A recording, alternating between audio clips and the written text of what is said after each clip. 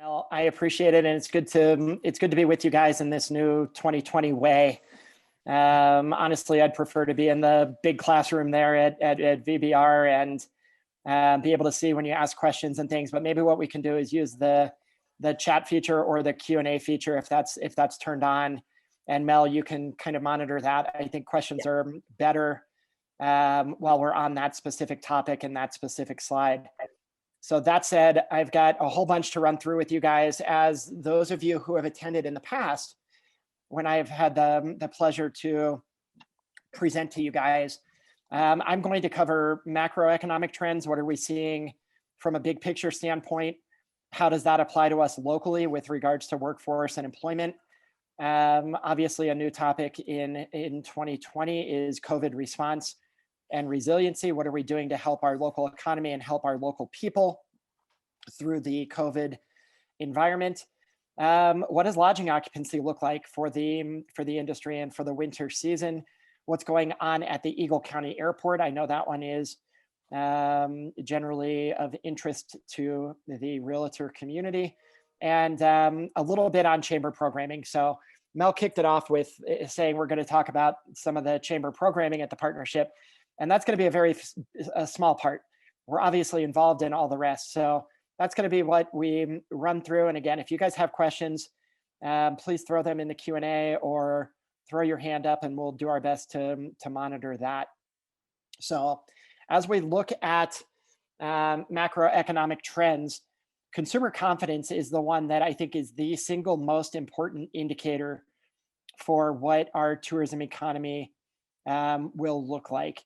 Consumer confidence obviously is how confident people are to essentially spend money. And as a resort destination, consumer confidence is the most important indicator. And you see, obviously, on a month-by-month basis, there's a little bit of fluctuation here and there over the past 2 years, and then it really just falls off a cliff. And slightly improving, but still some challenges with regards to consumer confidence. And the yellow bar, of course, is the percent change year over year. And to no one's surprise, taking a little bit of a beating in 2020. We also look at the Dow Jones.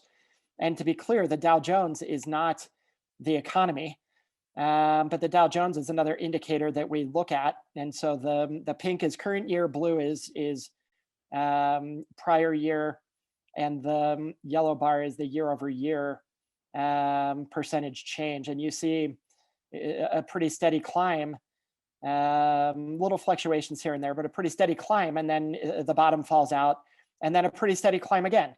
So the Dow Jones, again, not the economy, but doing better than most every other indicator. And then we look at an index of leading economic indicators on a year over year basis. And I think this is about 50 different economic indicators all mashed together.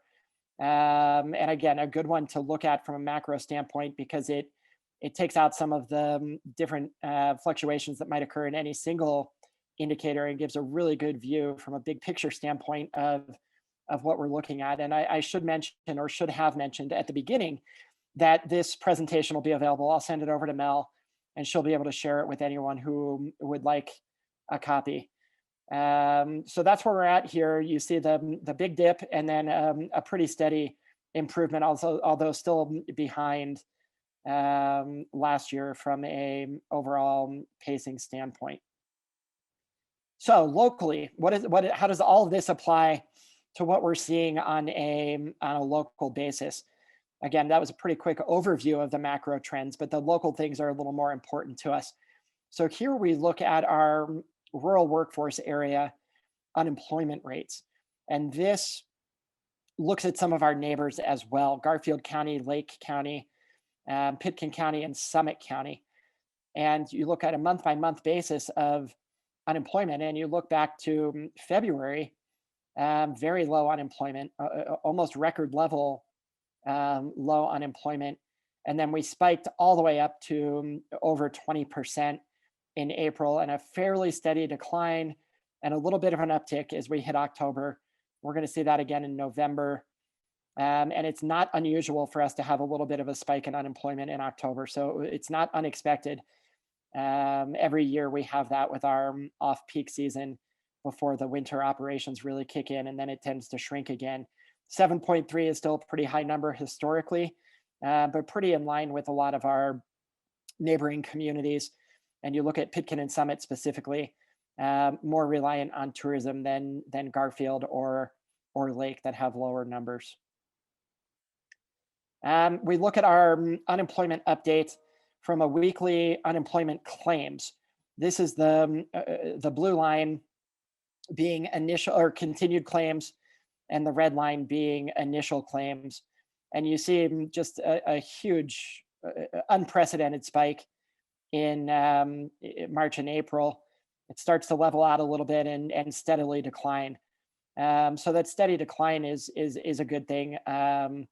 And you see that decline there to about 2,000, a little bit under 2,000 continuing claims, 1,500 for the week ending October 3rd. And that's increased a little bit in October, of course, due to the off-peak season, as it typically does, but 1,500 continuing claims as of October 3rd. We look at employment. These are the initial claims, so the same data as the last one. And again, just the initial claims, and you see this just huge spike for Eagle County.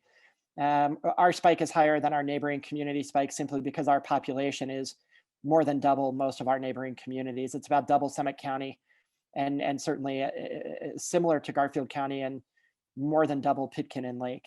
So that initial spike, and then you see just a small amount of initial unemployment claims. And here we go with initial, this is the pandemic unemployment claims. And again, you see that looking back, this goes back to May.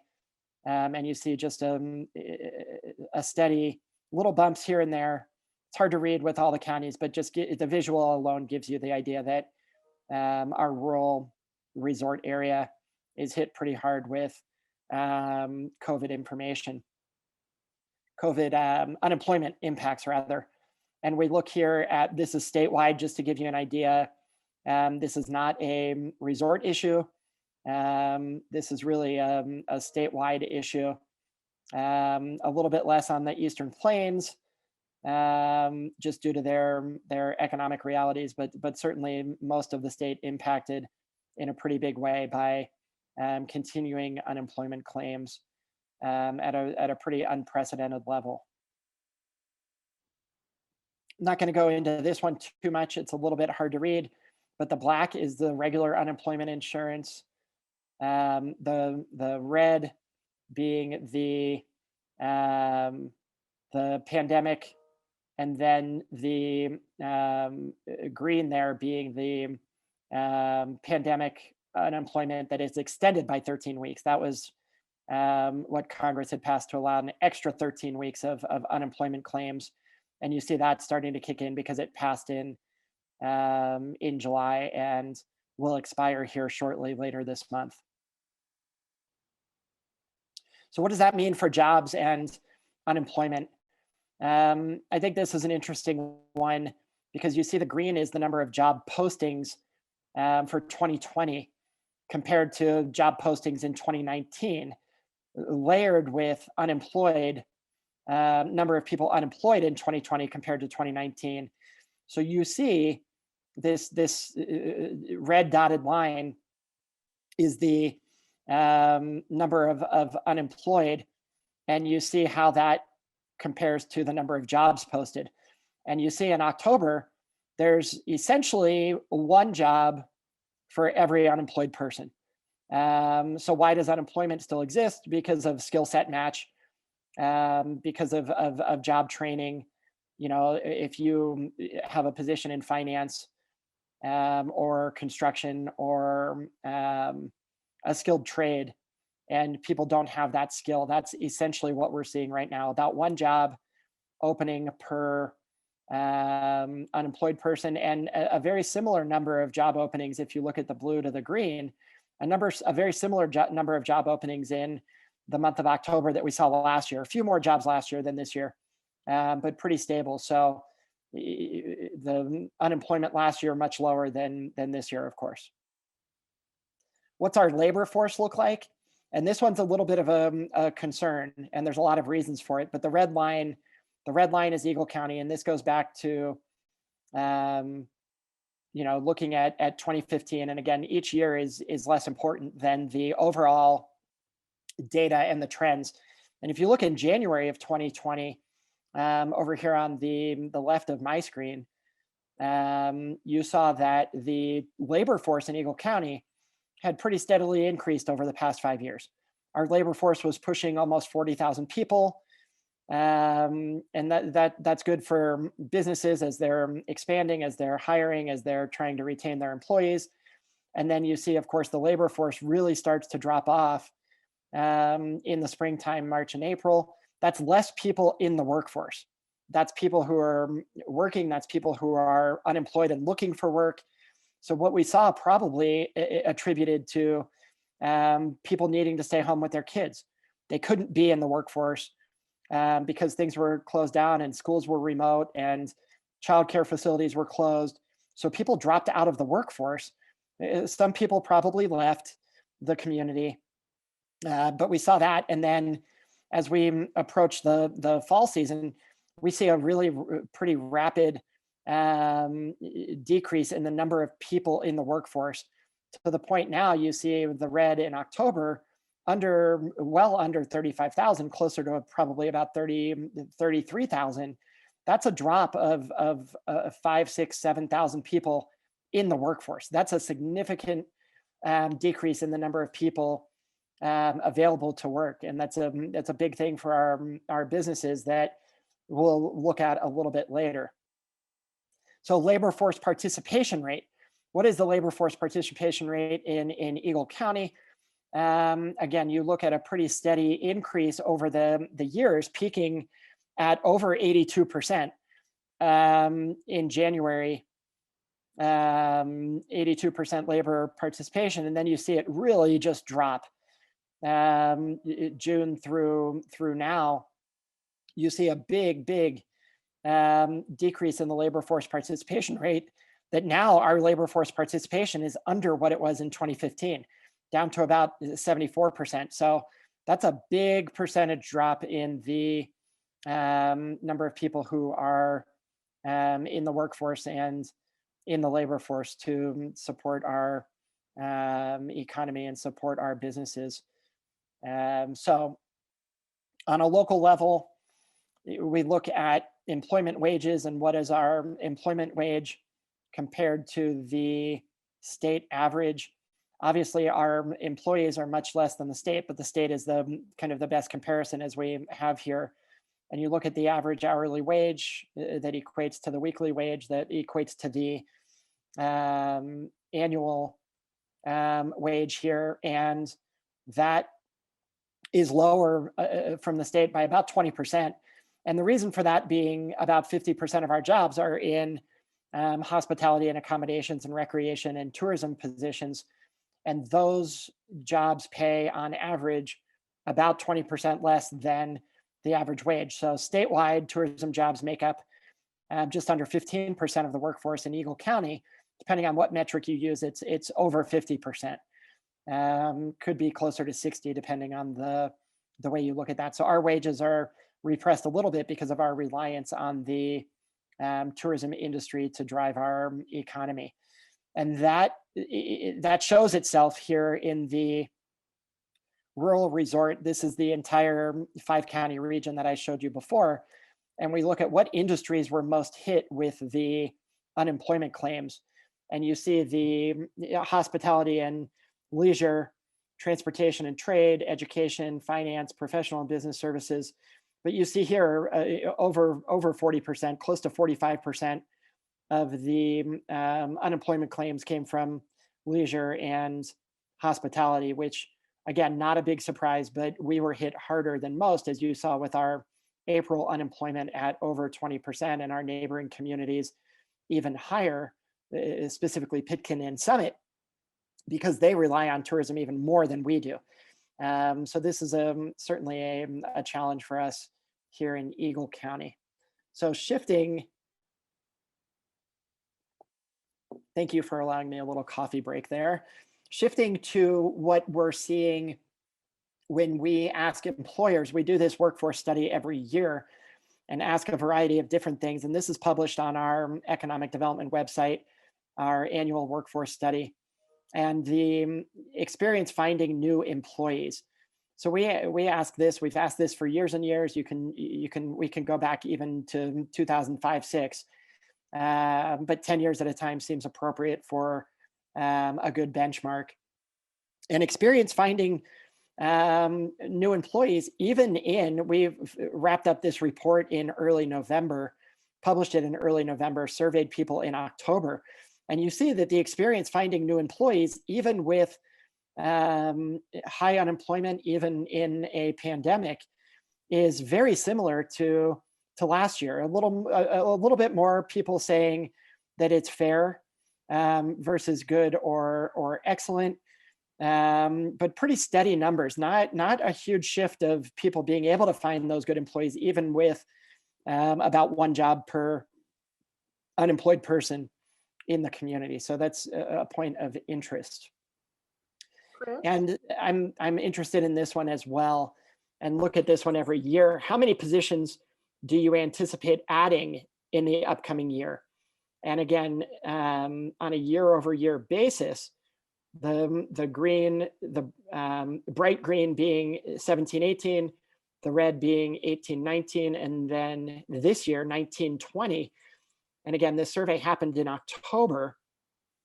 We see 15% of businesses looking to hire 10 or more full or part-time employees. That's a huge increase over last year, the number of people adding 10 or more employees. And the number of businesses hiring between 5 and 10 employees is pretty stable from last year, just from 14 to 13%. And hiring between 1 and 4 is a little bit lower. That shifted over to the hiring 10 or more, I think. Those numbers are pretty similar. And the same number of businesses indicating that they're not hiring any more people than they did last year. That didn't change at all. Again, even in a pandemic, what this tells us is businesses are still looking to hire. Businesses are still looking to grow, even in a very uncertain economic time. That's a good sign for our local businesses, despite all the uncertainty. Hey, Chris? Yes. I have a question in the chat box. Yeah, please. It pertains to the numbers. Do these numbers take into account all the people that are self-employed or run a small business? The unemployment numbers specifically, they do. Because unemployment this year for the first time did include contractors and 1099 workers. They were eligible for unemployment, so they do show up in those unemployment numbers. For some of the others, in terms of labor force and things, I believe they show up in those labor force numbers as well. As long as you file a tax return, you should be included in those numbers, as long as you're reporting to the state. And I do have one other that I think was answered in a previous slide, just regarding our labor force. It grows. Like I think you mentioned that this time of year, our labor force numbers are lower just because it's in between ski season. And yeah, we typically see an increase in unemployment in October before the season ramp up. So I think I probably hit that one. But if I didn't, I'm happy to revisit it if maybe if it's asked in a different way that I can better explain it. No, so I think it did. I remember. I love your charts, by the way. So thank you. Yeah, lots of charts. If you're not a chart person, I really apologize. But I think the visuals certainly tell the story better than I can. So what do businesses say in terms of their experience finding new employees? What is the experience of finding new employees? And we see that they're pretty stable in terms of that. Housing is always one that we monitor. What is the effect of housing on the ability to attract, hire, and retain employees? And we actually saw that grow this year in terms of the negative effect of housing on the ability to attract, retain, and hire employees. Overall, pretty stable. over the past 5 years or so. A little bit of variation here and there, but we didn't see a big decrease in housing. As you guys know, in the real estate market was pretty hot this summer and fall after we got through the initial stage of the pandemic in March and April. Things really started to heat up. So that's still an impact for our businesses. And on this workforce study, for those who really want to dive in and dig deep, there's quite a few open-ended comments, and every single year the comments tend to revolve around housing. This year, obviously, there was a lot of COVID included in that in terms of impact on businesses, but housing is still the number one impact on businesses in Eagle County. So we also ask about childcare, healthcare, transportation, in addition to housing, and just this visual, you can see purple being a major frustration, could be better, all the way up to excellent. And an employee's experience with finding these things, on the healthcare side, my assumption is the pretty good and excellent are probably employer provided healthcare options, so people don't really think about it too much as an issue. And the housing, of course, you can look at each of these. Childcare over the years has increased pretty significantly in terms of the employee experience and the ability to attract and retain employees for businesses. So how does this track on a year-over-year basis? Healthcare has a little bit of an asterisk because we added it a couple years ago. But you see, again, these are concerns. This is on a 1 to 3 scale, 1 being negative, 3 being positive. And what's the overall mean? You see here with childcare, and then you see the purple being housing, and essentially no change over the years. Little fluctuations, but no significant change. And you see the childcare, as I mentioned, getting a little bit worse every year. People more and more impacted by the childcare shortage in Eagle County. To no surprise, this chart shows businesses indicating that the Eagle County economy in general is better or worse off than the previous year. And I'll be honest, I don't know who the 23% or so who thinks the economy is the same, or who those 5% or so who think that the economy is better than it was last year. I'd like to be living under the rock that they live in, but the huge majority of people think the economy is getting worse. So again, no surprise there, but good to see in a visual. And again, year over year, how do people feel as we came out of the Great Recession, as we, it inches up a little bit and then really just hits us this year. And then for individual businesses, indicating their own business health is better or worse than the previous year. And this is an interesting change from this. Here's the Eagle County economy, and here's individual businesses. So you see the individual businesses, it's closer to 45% who think they're being impacted. And it's pretty easy to spotlight who those might be. That would be most likely restaurants and entertainment venues, businesses that revolve around gathering, transportation companies, those that were the most impacted by the COVID restrictions.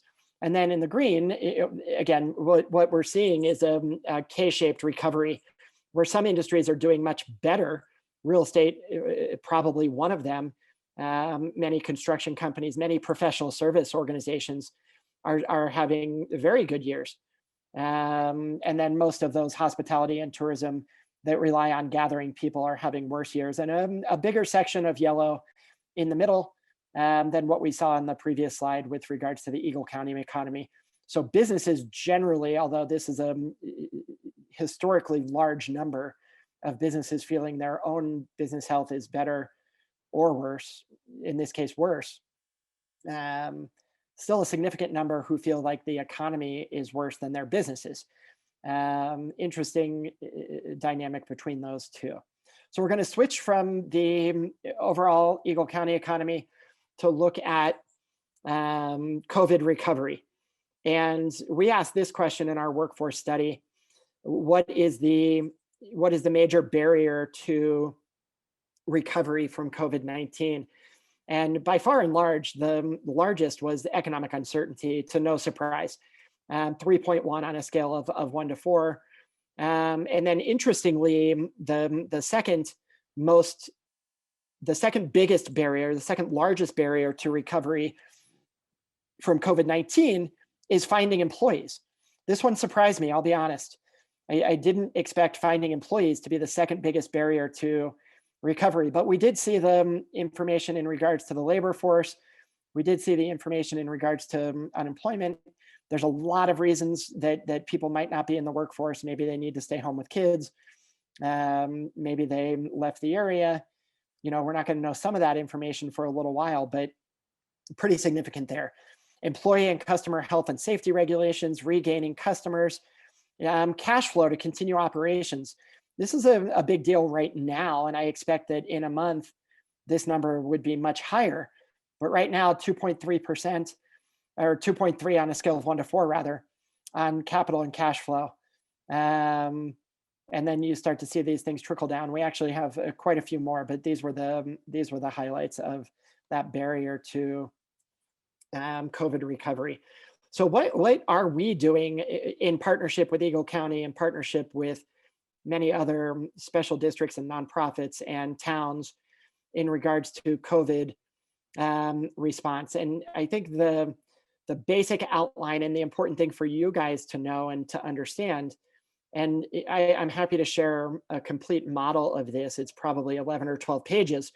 But in summary, the recovery model is moving from relief to resilience. And unfortunately, this is not a linear path. This does not move directly from relief, and then we hit a certain stage and we move to reopening and rebooting, and then we move to a certain stage and we have recovery and reinvention. This fluctuates. Different industries can be in different stages. Different businesses within the same industry can be in different stages here. But the idea of relief is that initial PPP programs and economic injury disaster loans and federal relief through a stimulus package, and unemployment benefits for people, for our workforce. Opening and rebooting the economy, that one's pretty straightforward. How do we do that in a safe and pragmatic and thoughtful manner? Our state assembly right now is in a special session looking at recovery methods and things they can do to help at a state level, but really it needs to come from a federal level. The state doesn't have the resources. They can help, but they can't help. They can only help so much. Recovery and reinvention, how do businesses reinvent themselves? How do they change their business model to adapt? And then resilience is an ongoing effort that will last. We expect, most economists suggest that the reinvention and recovery and resilience stage will last for the next 2 to 3 years, as businesses evolve and as consumers regain their confidence to travel and spend money and have stable employment. I'm not going to read this to you. This is just a little bit of a highlight of some of the things we have been doing and have done. We built a COVID-19 business resource website that's really a business go-to. It's got everything there that you might need. We worked closely with the Vail Daily to launch the Open for Business program that you see even today, every day in the Vail Daily, on in their newspaper and on their website and on our website. You guys in the real estate community might be aware of the Welcome Home Neighbor program that we launched to encourage our second homeowners to spend the summer or relocate here on a more permanent basis. We've built sector-specific guidance for reopening. We've had numerous live events in partnership with Colorado Mountain College, the Small Business Development Center, any number of other partners. Launched a community resiliency boot camp that went over very well with the participants there. Did a number of quick hit surveys that are available on our websites. And we're active participants with Governor Polis's tourism industry recovery task force. So we've been really active and involved, really trying to get as much information we can get out to our community, working in collaboration with our nonprofits like Vail Valley Foundation, our special districts like Beaver Creek Resort Company, and a number of different metro districts, our towns, our county, etc. One thing that we did do that I want to spotlight, we were a founding member of a group called the Save Small Business Coalition. This started with myself and 4 of my Chamber of Commerce friends across the country. We started this coalition. It has since grown to almost 300 chamber and association groups around the country, lobbying for business relief, things like PPP program, things like business liability protection for businesses, things like PPE supply for our hospitals, et cetera. We've partnered now with the National Shopping Center Coalition. Our federal delegation in Eagle County, specifically Senator Bennett and Congressman Neguse, have been very, very supportive of this effort and are really in lockstep with us as we move forward through potential recovery bills that we expect to see introduced as soon as, say, January 20th. Hopefully before, but I expect shortly after that, we're going to see another much needed federal stimulus for our businesses. The Welcome Home Neighbor campaign, I talked about that a little bit earlier. Hopefully you guys have seen this. We're actually working now on version 2 of this with some updated messaging. And this was a really grassroots campaign designed to leverage our ambassadors in the community. That includes the real estate community, our nonprofits, property managers, anyone with access to second homeowners that had different messaging and asset platforms for you to use with your marketing, a local campaign, all types of things, and suggested outreach via direct mail and email and website and everything else. And thank you to those who used it. I know there's some folks on the call today who utilized this toolkit in your messaging, and it sure seems to have made a difference. It was pretty well received, certainly by our local ambassador community and our local governments, and by many, if not all, of our community at large. And the Save Our Season campaign. This is another effort that this one started in Steamboat, but we helped bring it to the Vail Valley. And the Save Our Season campaign is, again, a grassroots effort in a variety of assets and social media and postcards and stickers and everything within the message of SOS, Save Our Season, Stop Our Spread, within our mountain communities. And it's designed to be something that leverages and supports some of the messaging coming from government, but designed to be peer-to-peer, business to business. This is important because I think in many cases, people are starting to tune out the government messaging, and we just can't do that. We need to keep this in front of people. We need to make sure people are being responsible to play their part. So this is a peer message. I have a toolkit that I can share with Mel that she could share with all of you guys. I think she already has it. And I would encourage you guys to use these tools and these assets, signage for your storefronts, tools for your social media, suggested messages for your social media, et cetera. A lot in there in that Dropbox folder. So the Save Our Season initiative, we're happy to bring that in as well. Lodging occupancy. And I apologize, some of these didn't, they're a little bit pixelated on the screen, but they give you the idea. When we look at our daily lodging occupancy, this is all occupancy for and this is actually across the Mountain West. Our numbers in Vail Beaver Creek look very similar. But you see, we're actually doing okay up until about December 19th or 20th.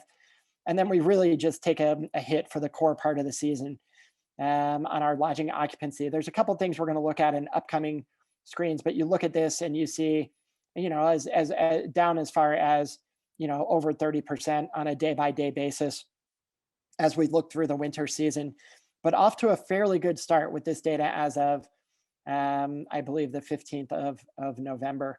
A 60-day snapshot. Again, red being last year, blue being this year. Again, the visual more important than the day-by-day aspect. And this is what's actually very interesting and leads to the previous slide that we saw. This is the booking lead time. This is the booking lead time to arrival. And we see the booking lead time is shrinking to levels that we just have not seen before. The number of bookings occurring within 30 days of arrival We haven't seen anything like it since maybe the initial 4 weeks after 9/11, where we saw travel just that completely stopped. And as we look now, people are just booking much, much closer to arrival for a variety of reasons. COVID impacts in their home community, COVID impacts here in Eagle County and across the mountain communities. Visitors want good cancellation policies where they're not at risk if COVID outbreaks happen in their family or their community. They want that flexibility to be able to use those reservations. So they're waiting much, much closer to arrival. And the same thing on the cancellation time. What does cancellation look like? And we see these just huge spikes in cancellation lead time with people canceling their vacations much closer to arrival, and properties really giving them the flexibility to do so because they have to. They need that for the consumer confidence aspect. So let's look at Eagle County Regional Airport and what does air service look like at Eagle County Regional Airport. This is a piece of good news. We have maintained at the airport, we have maintained flight service from every one of our feeder markets with the exception of Salt Lake City. We had Salt Lake City the last 2 years for a 10-day period over the holiday season on Delta Airlines.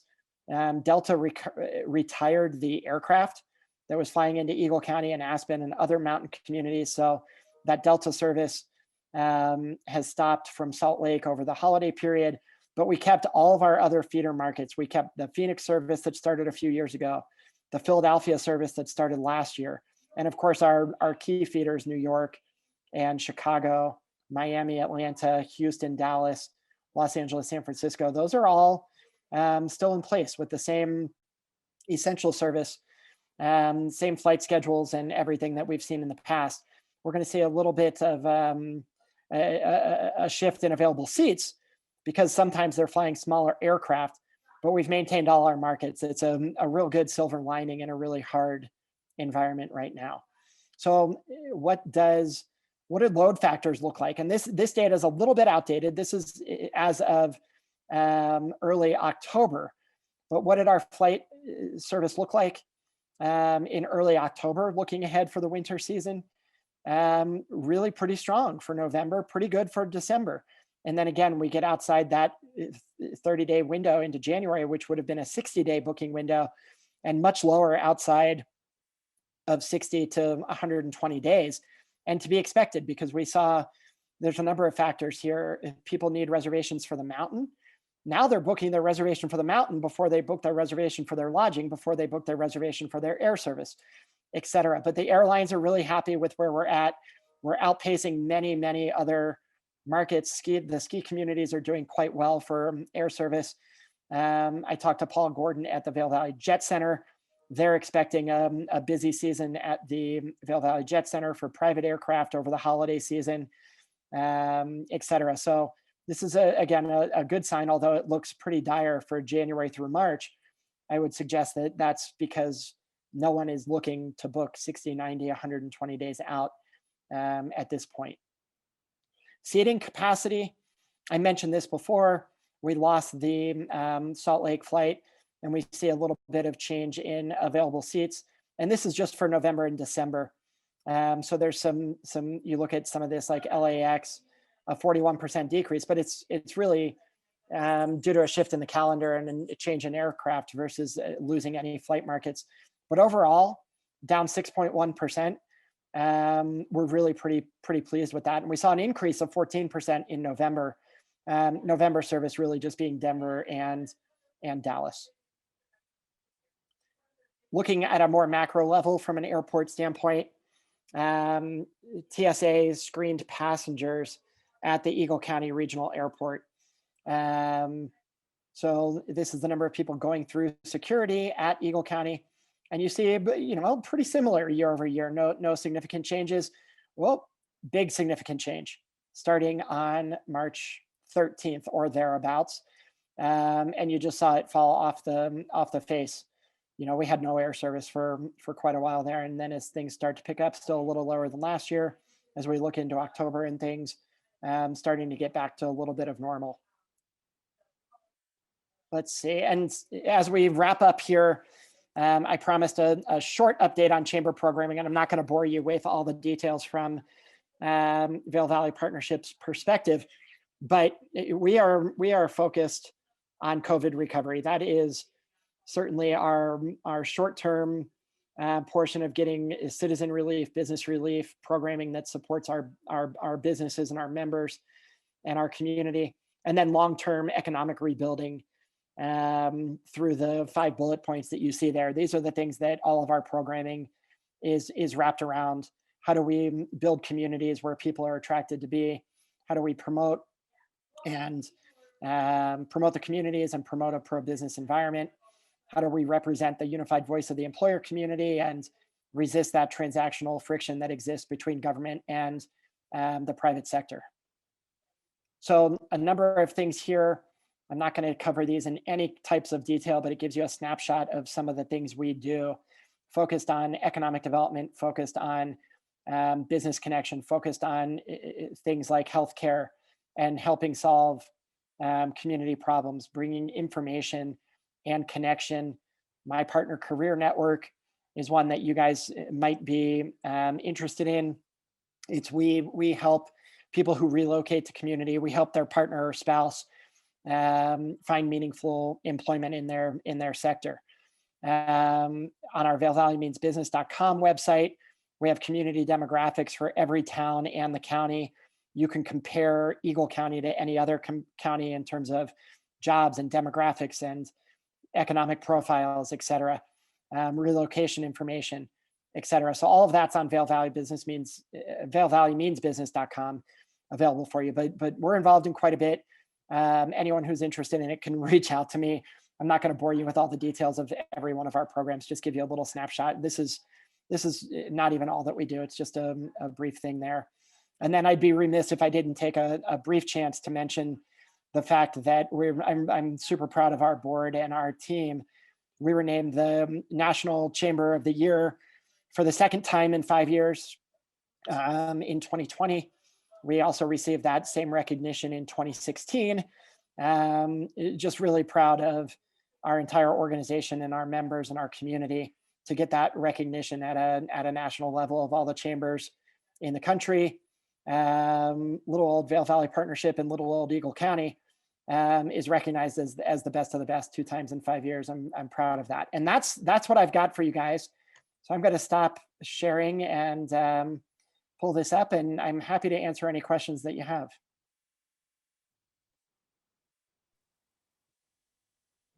Feel free to unmute yourself if you have a question. I was looking back, I missed one in the chat box, and I think this goes back to the slide where you're talking about issues that individuals may have in the community, like transportation, childcare, housing. The question is parking lumped into transportation? Because parking can be a challenge, do you know? Yeah, on the workforce study, Yeah. I think that we just ask transportation.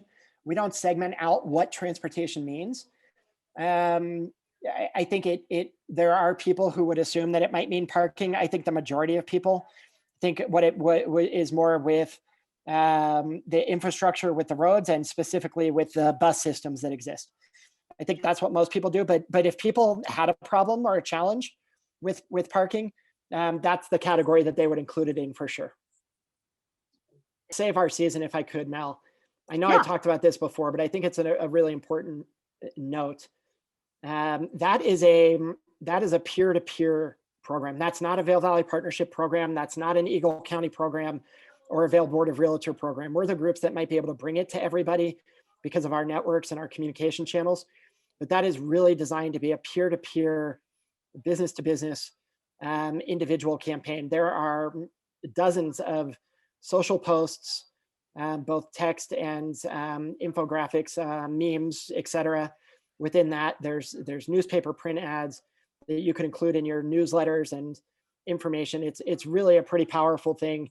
Summit County, Routt County Steamboat, the Roaring Fork Valley, Winter Park and Grand County, Vail Valley, Eagle County. This has really gone around the state, and there's a certain amount of power in numbers. So take a look at that stuff. I think it's a pretty compelling message, and pretty cool graphics and things it's kind of tongue in cheek and fun, and helps get that message out. Hey, Chris, this is Joanna Kerwin. I have a question regarding your information from Intopia. Sure. Have they, how booked is Christmas looking? You know, the 2 busy weeks for the Vail Valley.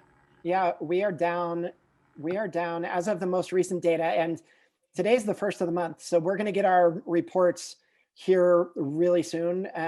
We're working hard with our lodging community to get their information updated in an expedited manner to get our reports out a little faster than we normally do. And I'm going to pull this up for you just really quick to look at exactly how we are doing. So bear with me just 2 seconds. And I will tell you exactly. Vail daily occupancy. Through the 15th, for the 2 busy periods, we are down for that starting around the 19th, Joanna, through January 2nd. As just a point in time, we are down anywhere from 10% to 25 or 26% on a day-by-day basis. We do have the daily occupancy reports, the 60-day snapshot for Vail and Avon on our Vail Valley Means Business website, but we're down. The later part of that week looks a little bit better than the front part of the week, but down pretty significantly. And in any previous year, I would say that we're down almost like apocalyptic levels. Given COVID and given all the uncertainty, and given the short booking windows, you know, it's 10 to 25%. Most people feel okay with that, but it's still significantly down. It's going to have a big impact.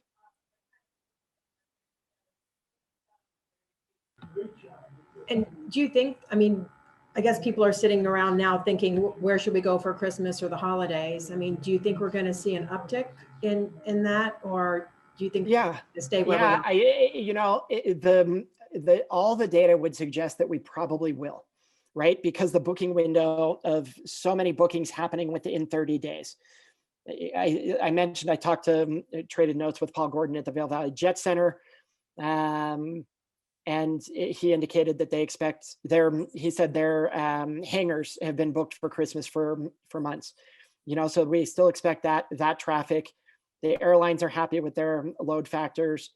It's going to look different, right? And especially if we move to red, it's going to look really different if restaurants are forced to close down. So there's a lot of questions, and I don't want to be an eternal optimist saying everything's going to be fine for Christmas, because it's not. It's going to be depressed by any definition. Do I think it'll be better than it looks today? Yes. Do I think it's still going to be down double digits from past years? Also, yes. I am the executive director from Eagle River Watershed Council. And for those of you that don't know, the Watershed Council is an affiliate member to Vail Board of Realtors, and then Vail Board of Realtors also sponsors our programs every year. So we have this great relationship, and I really think that also recognizes the fact that we know that realtors are the first people a lot of times that talk with new residents here, or talk with people that are buying a river adjacent property for the first time. And so we know that a relationship with all of you to help you understand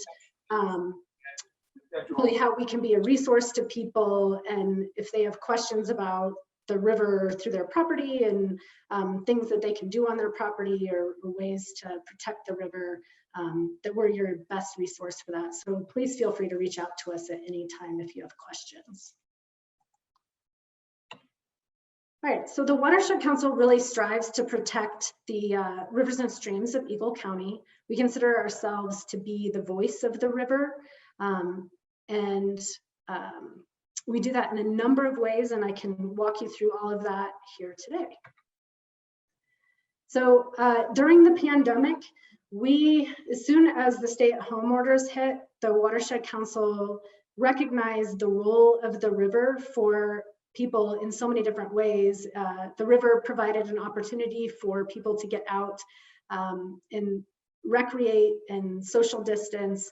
And the river also was kind of a model for a lot of us on our board and our staff. And we know within the community of, you know, being flexible and resilient and just going with the flow through a tough situation. The river saw way more use this year than it has in past years because of all of that, and we expect that to continue.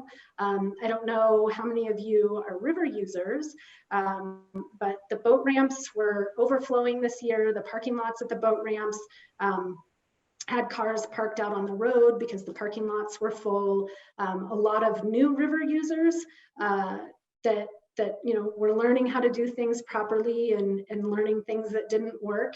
And so there was, you know, the veterans on the river really had their patience tried, I think, a few times, but everyone worked so nicely together. We have found impacts from all of that use. There's more trash along the rivers that we've been trying to address those concerns. And also, we've noticed a number of social trails where people are accessing the river in places they hadn't before. So there's going to be more projects for us to do in the coming years to address all of those concerns, but we're up for it. And if you notice impacts as you're out recreating and see areas that you think look like it's an area of concern, please feel free to reach out to me or anyone on our staff, either through email or a phone call or our website, and just let us know that you've seen those things. Also during the pandemic, we created some educational curriculum that teachers were able to use rather quickly, and parents who were thrown into being teachers all of a sudden. This was curriculum that kids could use on their own or that parents could use with them. There's the one video there that shows James, our education coordinator, out on the river, but most of those were activities that were really safe, kids could do at home, either inside or outside.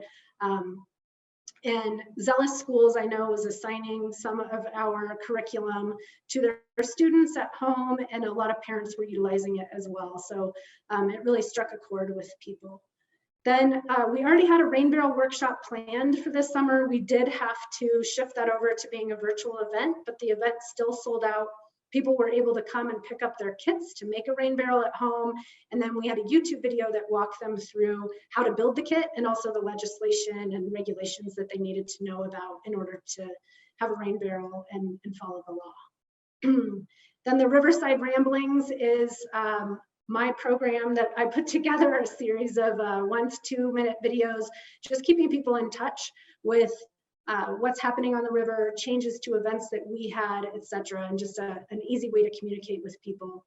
Or we thought it would be easy, but turns out a 1 to 2 minute video takes a lot of editing time when you don't know what you're doing. So I learned quite a bit as I went.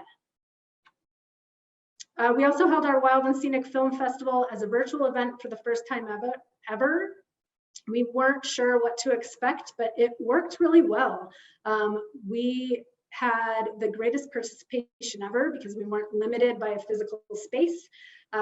We also recognized that there were economic impacts that everyone was dealing with in the valley, and wanted people to be able to participate and have some kind of entertainment at home that was a little bit different.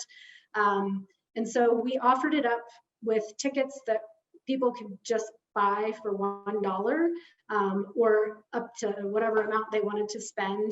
And people took advantage of the $1 tickets, and others donated up to $100 to just get one ticket. So in the end, it balanced out. We made about the same amount that we usually make and had even more people engaged.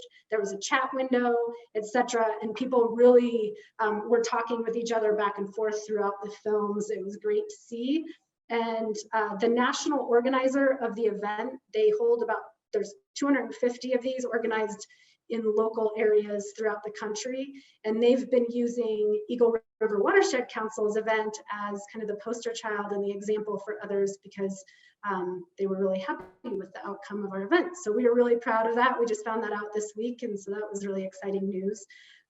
We are planning to hold the Wild and Scenic Film Festival virtually again in 2021. So I encourage you to keep an eye out for that, and we're planning to do that on April 8th. So I don't think that the Grizzly Creek fire needs much introduction for all of you. With the continuing climate change impacts and continuing drought, we're going to see more and more of this. Things that we need to worry about in regards to the river with fire is erosion and sediment concerns and debris flows. So those large, usually the debris flows start off with the large material first, you know, big logs and other big material coming down the stream and getting stuck in the river, causing flooding issues upstream. And then as time goes on, those debris flows continue, but the material gets smaller and smaller until it gets down to being sediment, which continues to be a problem for drinking water facilities downstream of wherever the debris flow occurs. That also causes major erosion impacts on the land surrounding the streams. And so those are all things that we're concerned about. The Watershed Council engaged in the conversation on Grizzly Creek fire recovery before the fire was even out. It really looked, as you all know, like the fire was coming our way right into Eagle County and looked like it was going to come pretty far into Eagle County.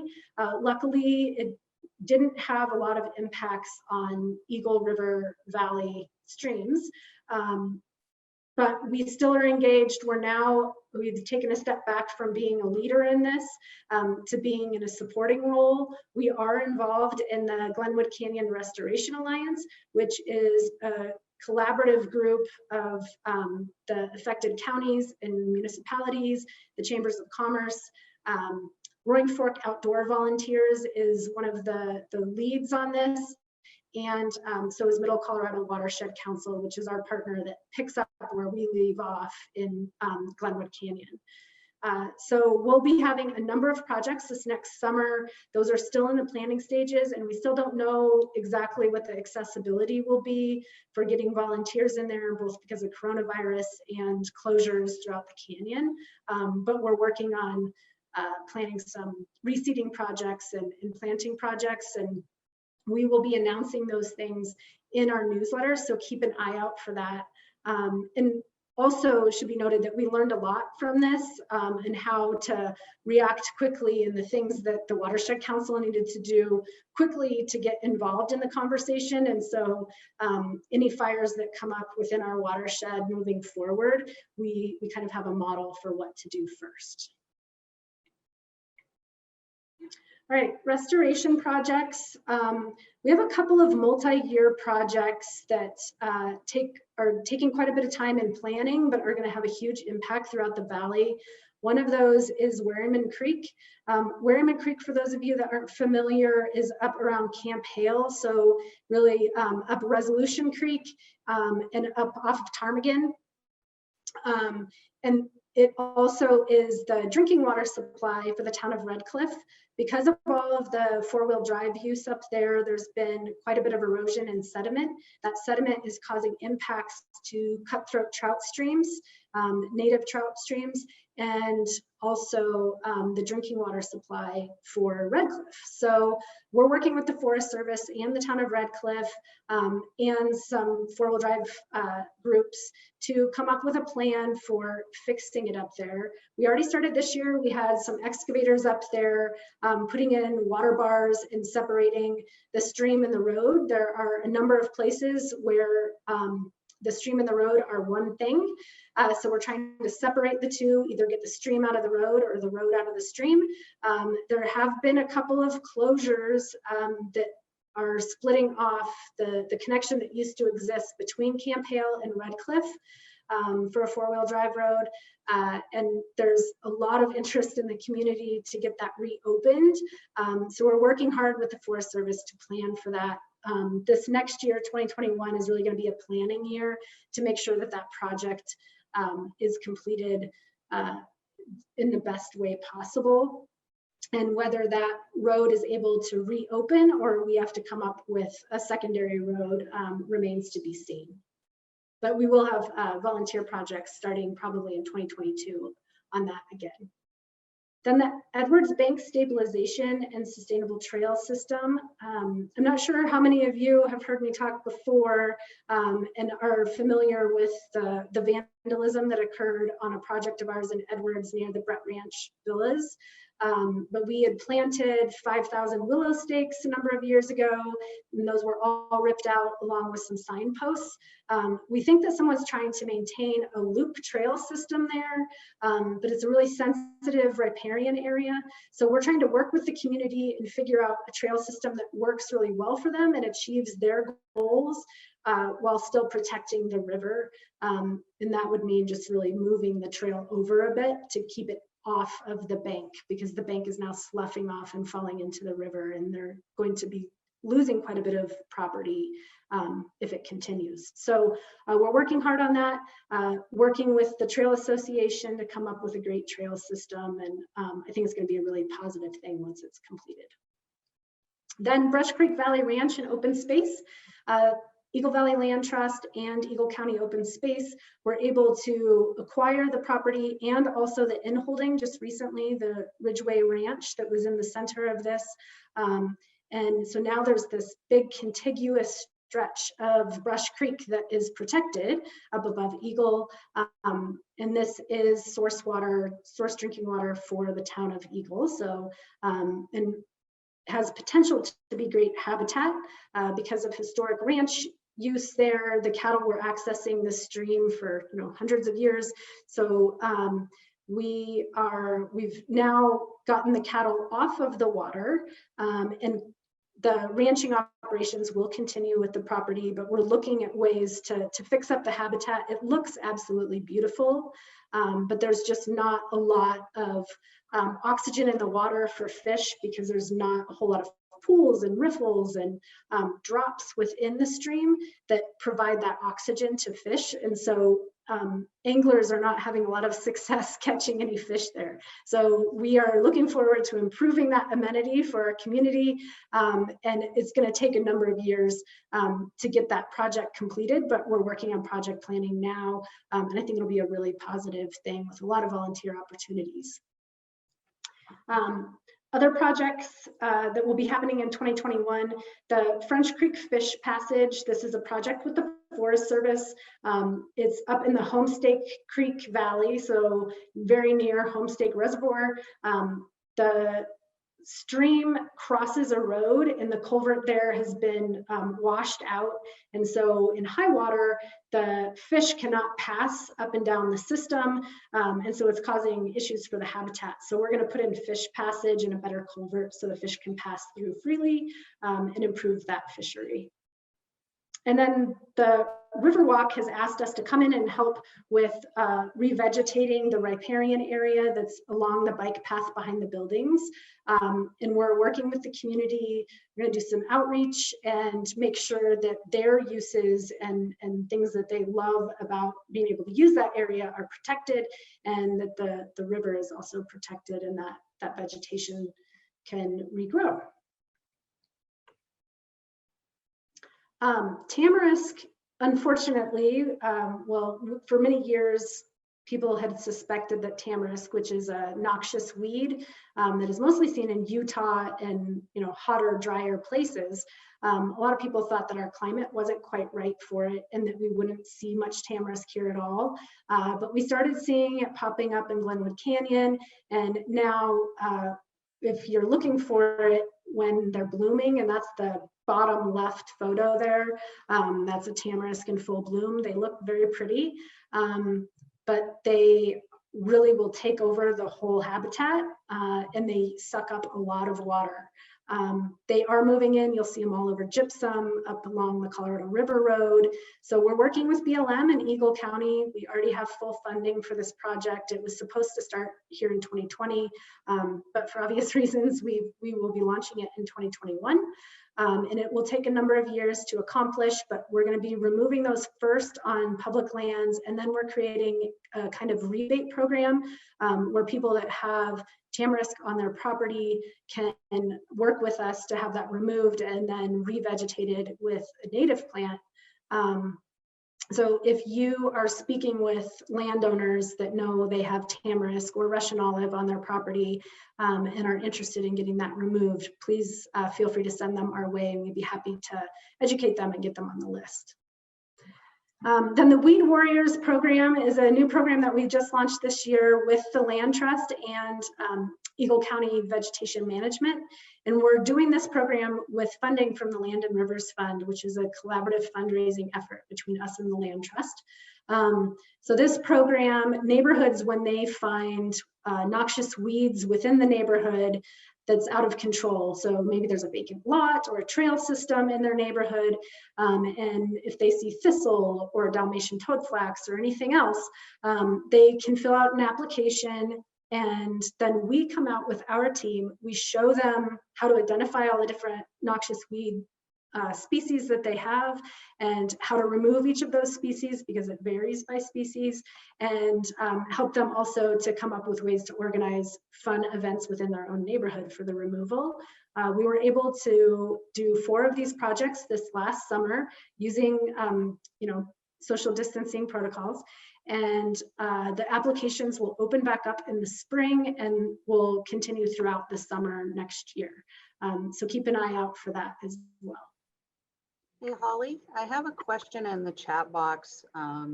Is it state law to remove the tamarisk, or is there like a directive maybe from the state?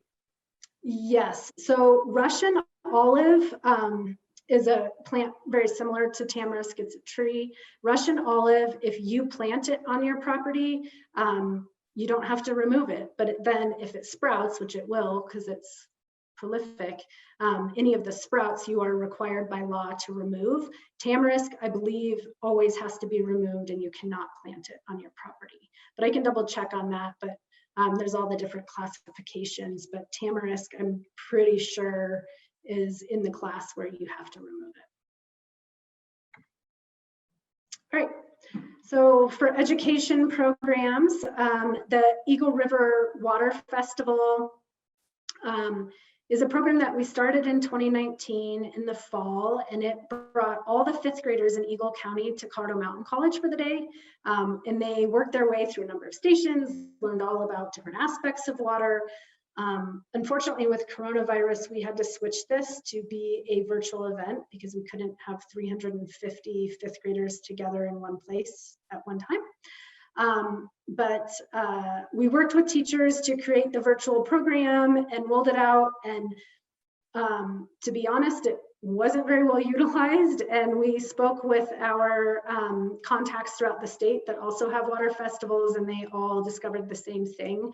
So we're working collaboratively statewide to come up with some better system that's more supportive of teachers, in case we have to do the water festival virtually again. But we're really hoping and striving to be able to hold this live next year. Then our workshops, I already talked about the rain barrel workshop. We will be holding another one this summer.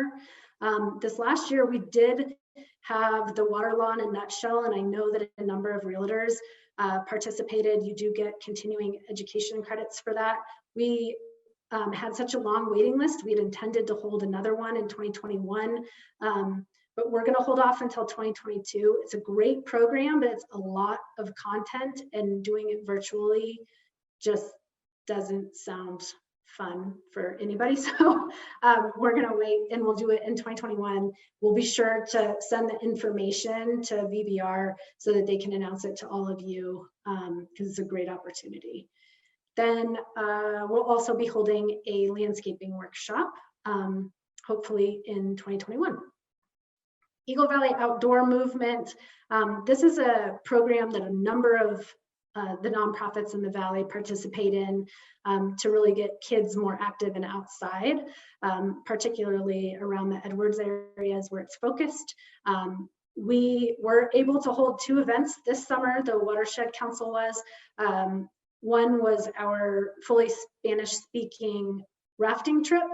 We had to cut the numbers in half and couldn't have the free lunch that we usually offer, but otherwise we were able to hold it, and we were thrilled to do so. We also held a fly fishing clinic for families that was fully Spanish speaking as well.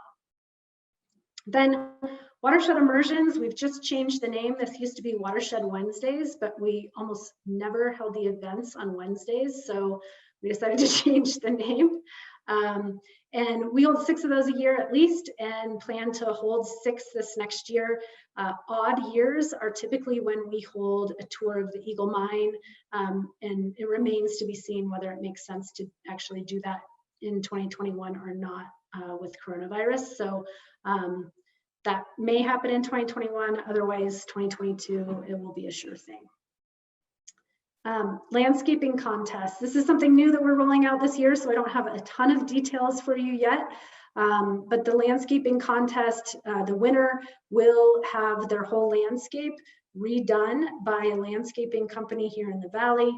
And that will be river friendly, so drought tolerant species, and species that don't need a whole lot of fertilizer either. So very exciting thing. Stay tuned for more information on that.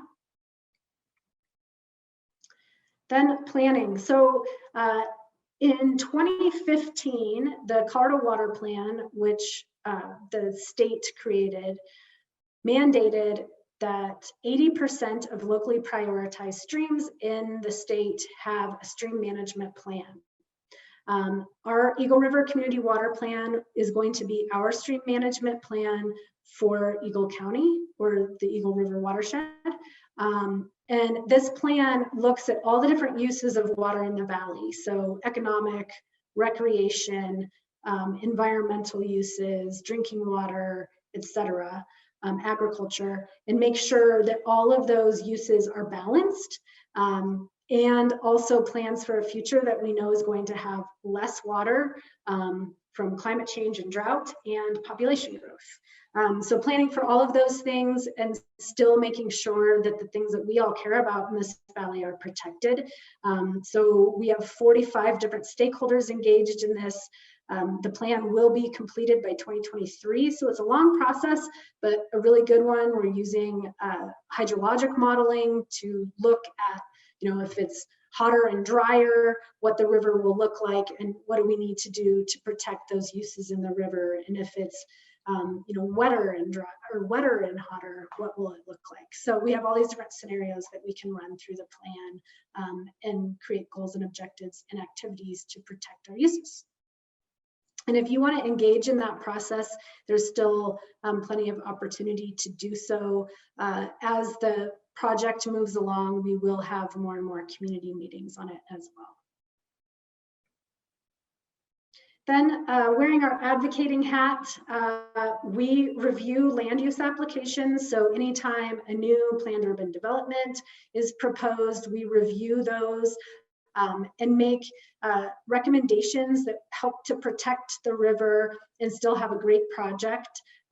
We work collaboratively with a lot of the developers in the valley on these different projects and proposals, and make sure that it's something that is reflective of the values within our valley. Then letters to the editor is something else that we utilize quite often. Most recently, we advocated for people to vote yes on 7A, which was the Colorado River District ballot measure that increased mill levies so that the River District can continue doing its work. That is going to create about $50 million annually that will be distributed throughout the valley for projects. So if you have folks that are buying ag property and they need to do some efficiency projects on their land, you can direct them now to the River District through the grant program that should be opening up soon once these funds start rolling in. So it's a big benefit to the 15 counties that are in the Colorado River District area, which includes us. Our water quality monitoring and assessment program, this program collects data from 12 different entities that are already collecting data in the valley. So, the county, USGS, most of the municipalities, Frost Creek, the Eagle Mine, etc., they all are required to collect water quality data, but without this program, that data isn't assessed together. So we collect all of it, assess it as one body of information, meet with all of the data collectors on an annual basis, and talk through where there's gaps or duplications in those efforts, and also are able to pick up on any threats that are beginning to emerge, because we have that whole story in front of us with all of the data shown in one place. And then we put out a report card on an annual basis. Every year I come back to this meeting and tell you all that the report card's been improved even more from the year before.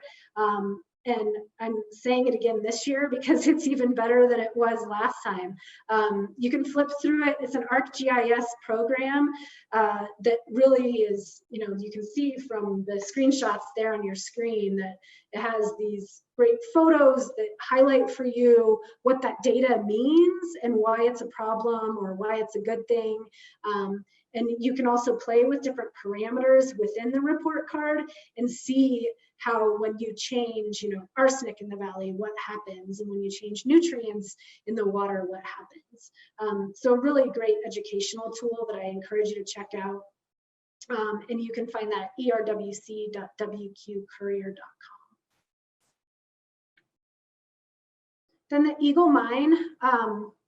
The Watershed Council was founded really to keep an eye on the cleanup of the Eagle Mine.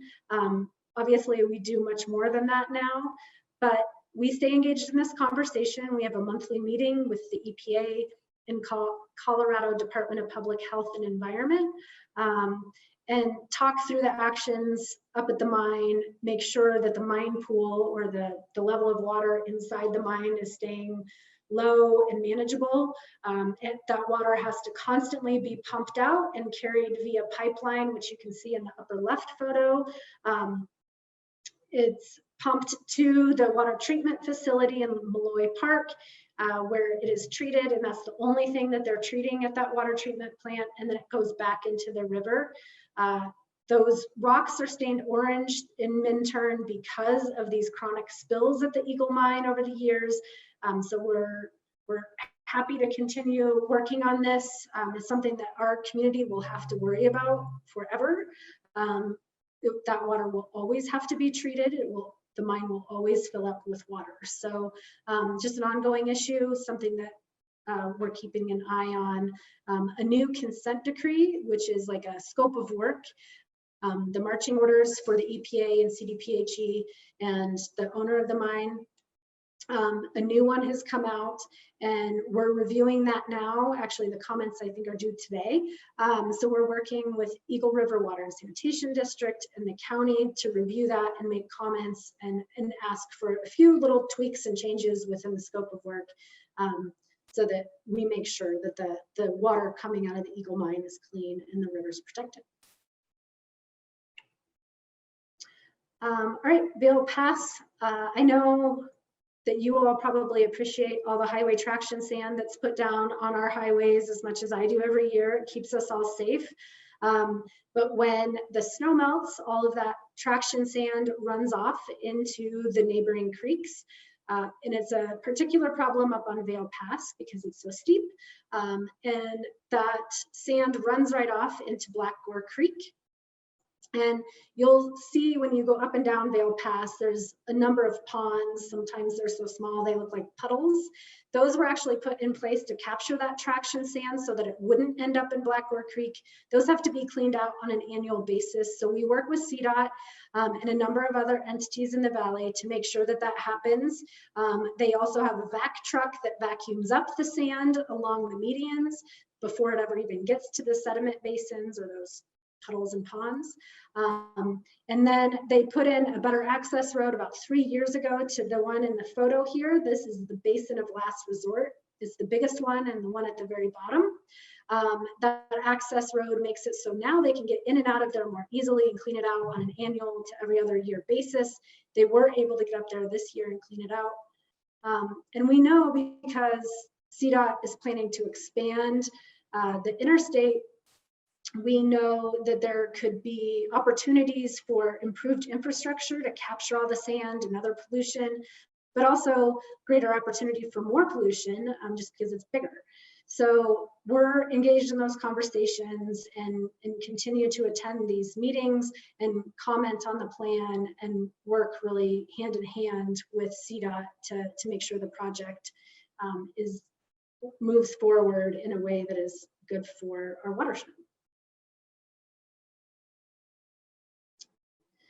So the highway cleanup is the event that is held in the spring every year to clean up our highways. We typically have about 1,000 people participate, and it clears, anywhere from 12 to 15 tons of trash in a single day.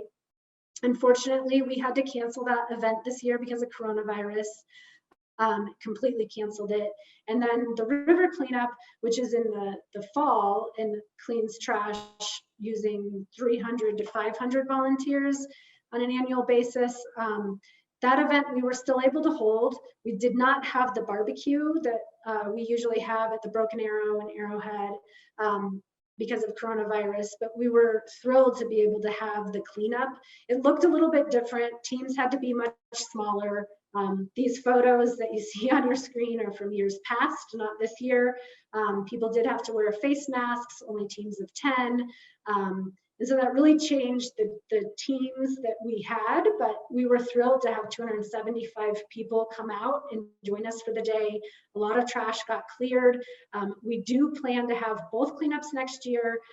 We've already spoken with Vail Resorts. They're not comfortable having a barbecue this year. So the barbecues again will not be held, but we do have a great way of getting the bags and the vests out to teams and have a system in place. So we're really looking forward to having it. We know there's going to be a lot of trash that needs to be cleared. Just driving through the valley, you can see a lot of trash that needs to be picked up. So if you haven't done it before or haven't done it in a while, this is your year. So join us again. May 1st for the highway cleanup and September 11th for the Eagle River cleanup. And this is our team. These are the 4 folks that do all the work I just walked through. So James is our education and outreach coordinator. Kate is our projects manager, and Melanie does our development and communications. And I, as I said at the beginning, am the executive director. Feel free to reach out to any of us if you have questions or just want to connect on something. And if you're not sure who to reach out to, you can always just start with me. Then our board of directors, we have a lot of great folks with us. Unfortunately, Cliff Simonton is term limited and will be leaving us at the end of this year, which I'm really sad to see Cliff go. But stepping into his place as president will be Tom Allender.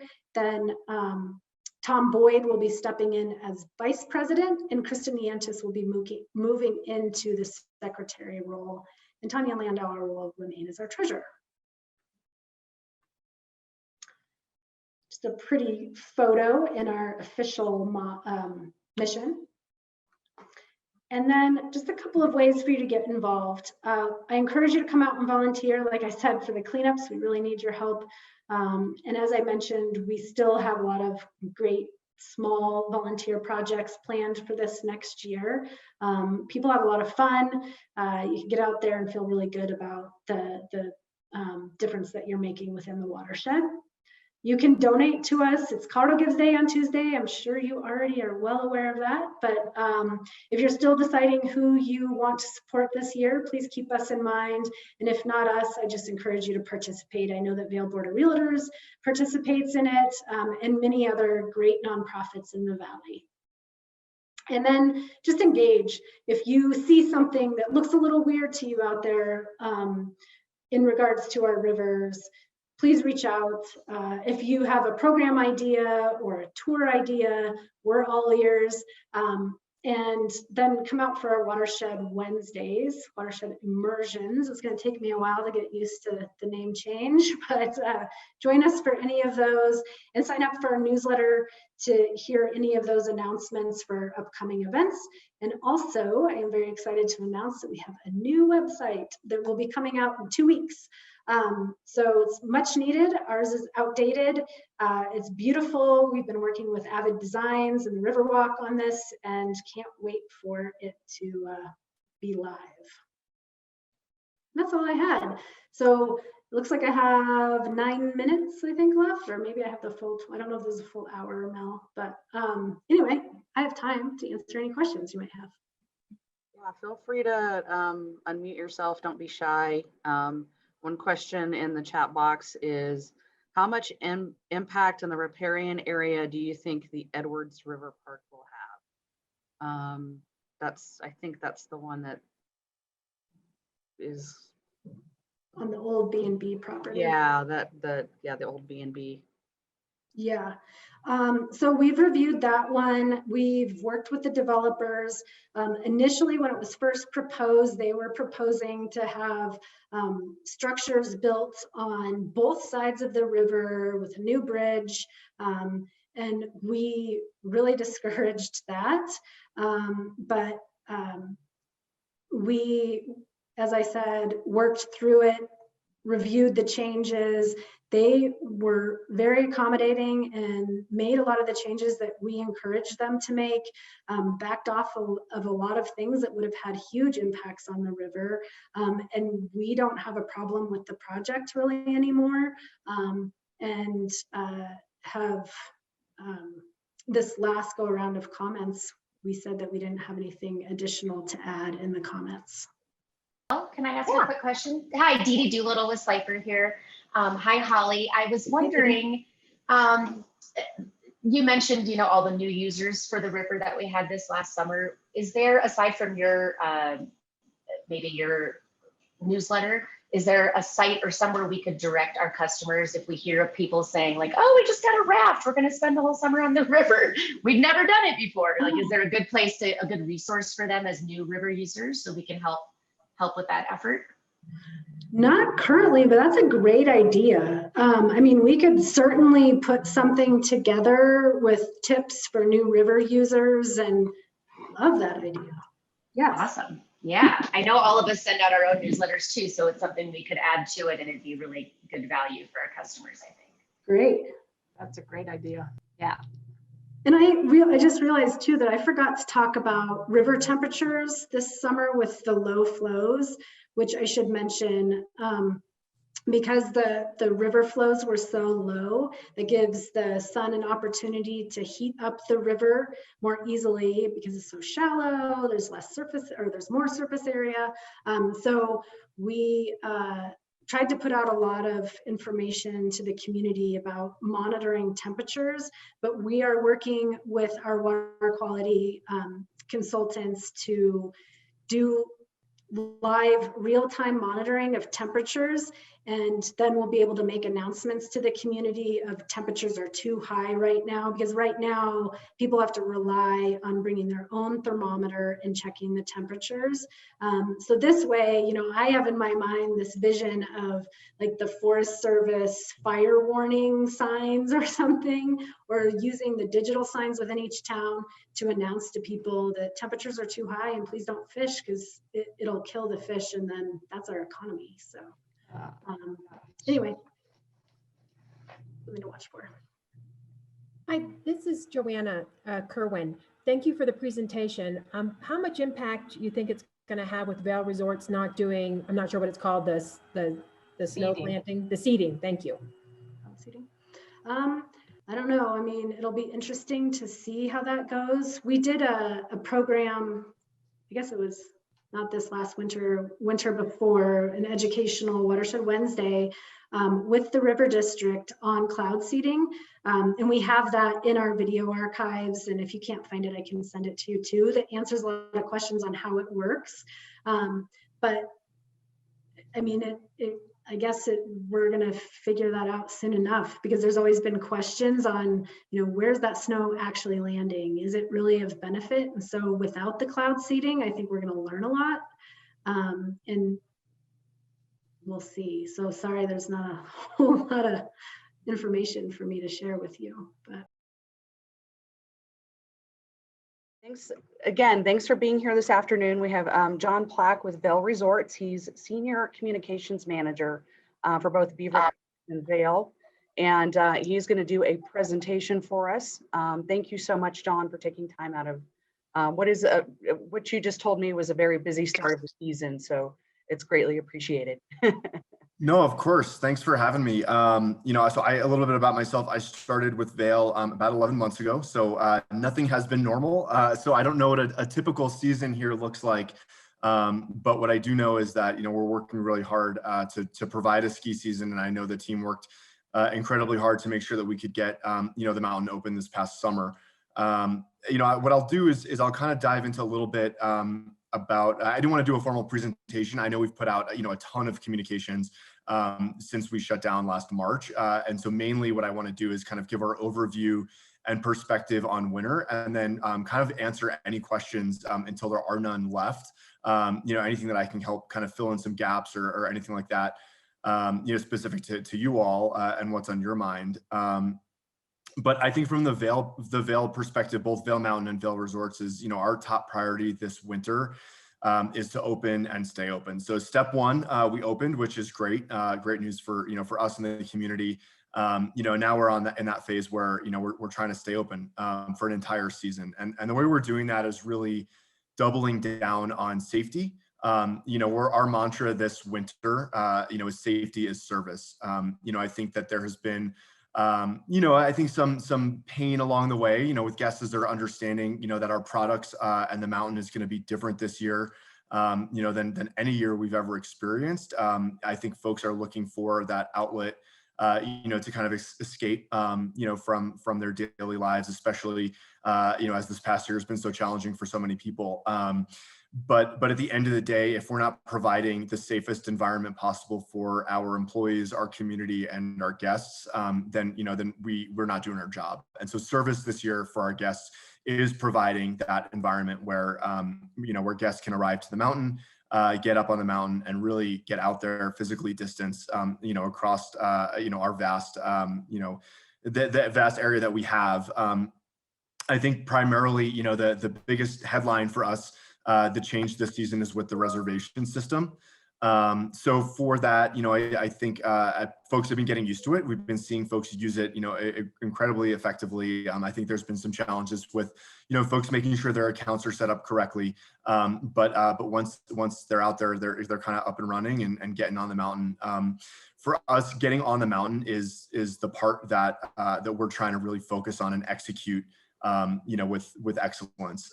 You know, you'll notice across the mountain that things like mountain dining, food and beverage is very different this year. We've implemented time to dine. So every morning at 7 o'clock, we release our time to dine, which is really a way for guests to go in, guarantee that they've got a 45-minute seat. You know, when Two Welk is open, for example, you know, at a place like Two Welk, you know, normally you just kind of pile in and you know, get your meal and sit and camp out and do whatever you need to do. But this year, we can't do that. You know, we're following all Eagle County and state guidelines, which reduce the capacity, you know, extensively. So in order to make sure that we get guests in and out and get them the shelter they need, that 45-minute break to get them the ability to get food or to bring their own food. It's not required, you know, when you make a time to dine spot, you know, to get food on the mountain and kind of, you know, get settled for a second and then get back out there. That's our way of doing that and making sure that, you know, we can get as many guests as possible, you know, the fuel that they need to keep their day going. But then also be very mindful of the constraints that are put on us, you know, and to execute safely. So the whole experience has kind of been reimagined this winter, and you know, I think those challenges to communicate that, you know, will continue throughout the year. You know, and as we have to pivot, if that time comes, you know, we're in a position to do that, and so that again we can stay open for an entire season. That's really our, you know, our fundamental and our core is getting guests up on the mountain safely, allowing them that ability to go outside, to ski, to ride, to explore the mountains, to disconnect and unplug from, you know, the world, you know, and spend time in nature, and really kind of make sure that everything else, all the ancillary businesses, you know, can operate in a way that's responsible and safe, you know, and be very reactive if something were to change, if a situation in Eagle County were to change. And so we've got the system in place to do that. and hopefully execute safely. With all those changes, I think for us, it's really just making sure that we answer all the questions that you all have. And so that way, when you're out there, in the community and folks that you're working with, or friends or neighbors have questions about what's going on, that we have as many people, in the know as possible. I think for us, the biggest, point of truth all season long is going to be our winter experience page at vail.com. So every resort across the portfolio is following, all state and local guidelines, and those change. Those are different, whether you're in Eagle County, Summit County, up in Vermont, right? So every resort has developed a winter experience page at their resort website. So either at Beaver Creek or vail.com, that page will be continuously updated if things do change. And that's hopefully our one-stop shop for all of you to go and find that information as things evolve and as things change. Right now we've got great partners at Eagle County, and so we feel like we can keep that updated and updated early if there are changes that come. But right now, all of that covers everything from mountain dining to ski school to lift loading and gondola procedures. And that's where we'll kind of do our bulk of big policy procedural changes if they are to come. And then if not, we're really pushing as much information. I think normally our social media channels try and stay kind of high level and dreamy and get guests excited about coming to the mountain. I think this year we're going to kind of take a more informative tone, right? Here's what you need to know about the resort experience. Here's what's different today, and here's how you best navigate the mountain. So that's kind of what you can see from our communications mechanisms.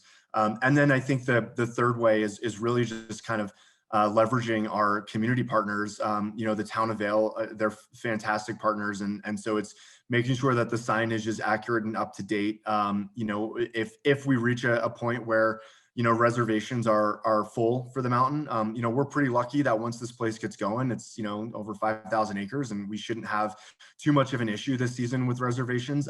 But if we were to have that happen, to make sure that the town knows, and really what our goal is, especially with destination guests who, the locals, the folks who live here will know how to navigate the community, the reservation system really well. And they'll get used to the changes first. It's those folks that kind of come in for an MLK or President's Day week or weekend, or for spring break, that they're not going to be used to it. So how do we reach them before they even get to the mountain, right? And so that starts with us on social media and through email communications. But if folks sometimes they don't check that, right, or not everyone's on an Instagram or a Twitter. It's really so when they get to the community touch points. So when they get to those roundabouts and they see masks required in town, and they get to the parking garage, and the parking garage recommends going to Golden Peak once we have chairs 6 and 10 open for that access point. Or if we have to do something where a mountain is full and reservations are full, that we kind of get that there. And so it's like, if you don't have one, you're not going to be able to access the mountain today. And so that's really what we're trying to do. To try and make sure that guests are happy and satisfied with the experience, and aren't caught off guard by any of the changes or surprises this year. With that, I'm happy to take any questions that you all have. I know there's a lot of changes, but we've had information out there for quite some time. And so what's not making sense? What can I answer? Is there something, we're having trouble finding information? Please let me know, and here to answer those questions. Hi, this is Joanna Kerwin. I have a question. What does the guest experience look like when you have a reservation at Two Elk? I mean, what can you expect? Sure. So right now, we've really kind of doubled down on our grab and go. So anywhere from Two Elk to Wildwood, we've really increased the amount of grab and go options on the mountain. But for guests that do want to sit down, the process is going to be to go get your time to dine, and that's really to you have the peace of mind knowing that you've got a spot and a seat at Two Elk, and it's literally like the way it works is like you are assigned a specific table. And then, the time window is, we're saying 45 minutes, to come in to either go through the line to pick something up, or if you bring your own food and snacks or lunch, you can just go straight to your table. And that way, we can get as many guests the ability to eat as possible, or to, get off their feet if they need it. But that we don't really have that lunch rush. And so we can help you predict, like, hey, if I want to go eat at 12, I've got my 12 o'clock seat, and I'm not going to have to wait in a line, or a mob outside, and I think we're seeing slow adoption to that. But I think right now it's a lot of local folks that are, you know, kind of getting up on the mountain and getting off the mountain and not even really needing to eat. It's really, you know, I think as we get into that more core season, the destination, you know, Christmas, I think it's really, you know, Christmas, New Year's, all that kind of stuff. Like we're really going to need to, you know, put the signage up and make sure guests see that and understand that. And that's how that's going to work this year. The 10th will still be reservation, you know, like per normal. You know, that fine dining experience is going to be the same. And you can either call and make reservations like normal or use time to dine. That will also be up there. But all of our capacity is, you know, following state and local guidelines. So, you know, it's not going to be the same interior that you expect when you walk into 2Elk. It's going to be, you know, like everything else, physically distanced, you know, throughout the entire dining experience. If that, I hope that, is there anything else that I can answer about that? Well, that was great. Thank you. Sure. I think I see some chats pop up too. So, I have a question in the chat box. Yeah. Maybe you're following that too. Yeah, so when it's really cold out, you know, and safety issues to warm up, right? So we have what you'll notice is at a place like Midvale, where we normally would have, you know, multiple dining and eating places, we've actually kind of like streamlined and we have a lot of overflow dining, so we can try and really get you know, flow and circulation through those places.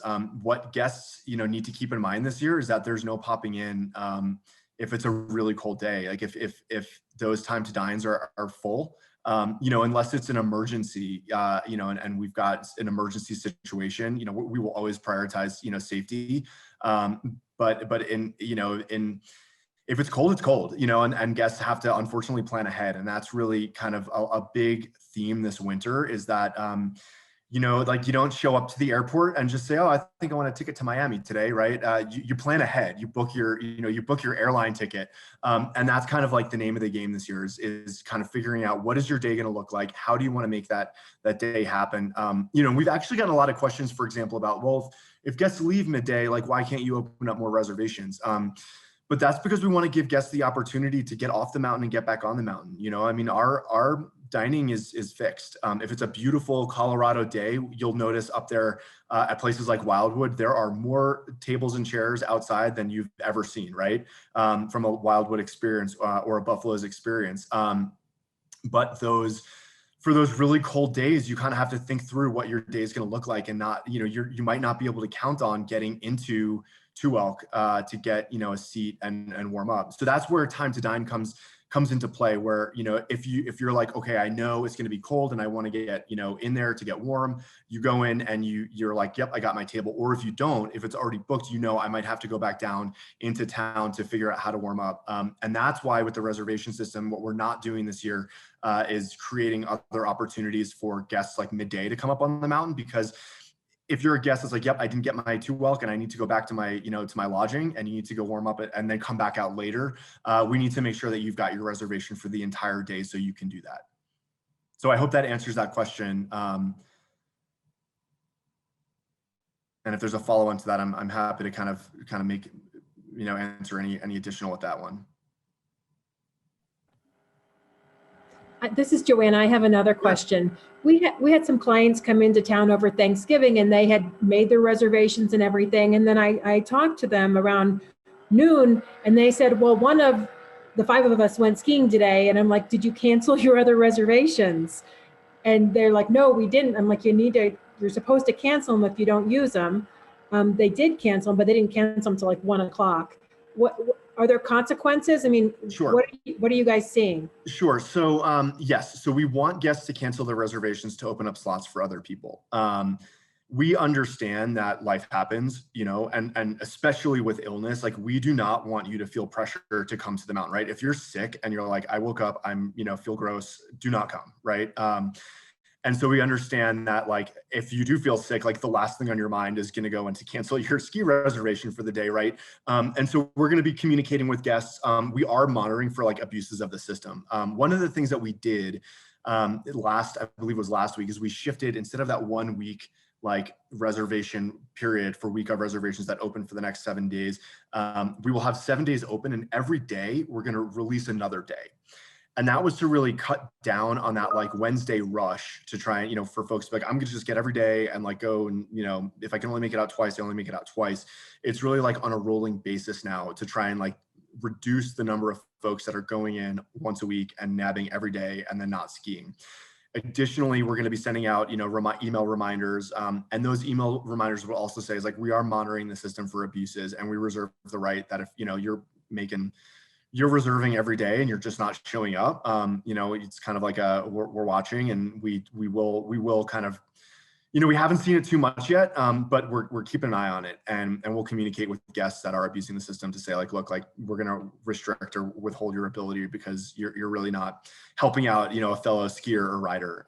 But again, like we do know that life happens, and the worst thing is for someone to feel pressure to come to the mountain because they have a reservation if they're not feeling well. But yeah, definitely new, like to go in and manage those days, you know, and we're really hoping guests will kind of get used to it. It's really, you know, the destination guests, we're not as worried about that because they book their plans, and, you know, if they're coming, they're coming. If they're not, you know, they'll cancel. They're just in the habit of canceling everything, so they'll cancel those as well, is what we're anticipating. It's more, you know, folks that are, you know, front range, driving distance, or local, that we really just need help, you know, keeping the reservations up to date. How do you think people have been reacting to the new guidelines? You know, I think for the most part, we're seeing a lot of folks really appreciate it and taking it to heart. You know, I think like anything else, there's an adjustment period. I think the first the first week, folks were getting used to it. And then, you know, as time's gone on, you know, folks I think are really, you know, we're seeing a lot, you know, masks are up, you know, I think the cold temps help that. Definitely. We've seen, you know, cold snap, and it's just too cold to not have a mask on when you're outside all day. We are, you know, we are exuberant in our push to get people to wear masks, and we're, you know, patrolling lift lines.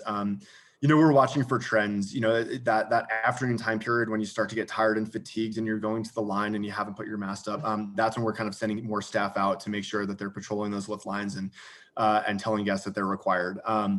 You know, I think that throughout the season, it will continue to be, you know, as we see, you know, Saturday to Saturday, you know, vacation periods with new guests arriving, it'll be kind of a little bit of a new adjustment. But really, you know, for all of you, like, I think the more locals we have participating, you know, actively in our, you know, in mask wearing and physically distancing, you know, you start looking around the line, you're like, one of these things is not like the other, you know, and that in and of itself is enough to like get someone to, you know, put their mask up, because they're like the only one not wearing it, is really kind of what I'm seeing.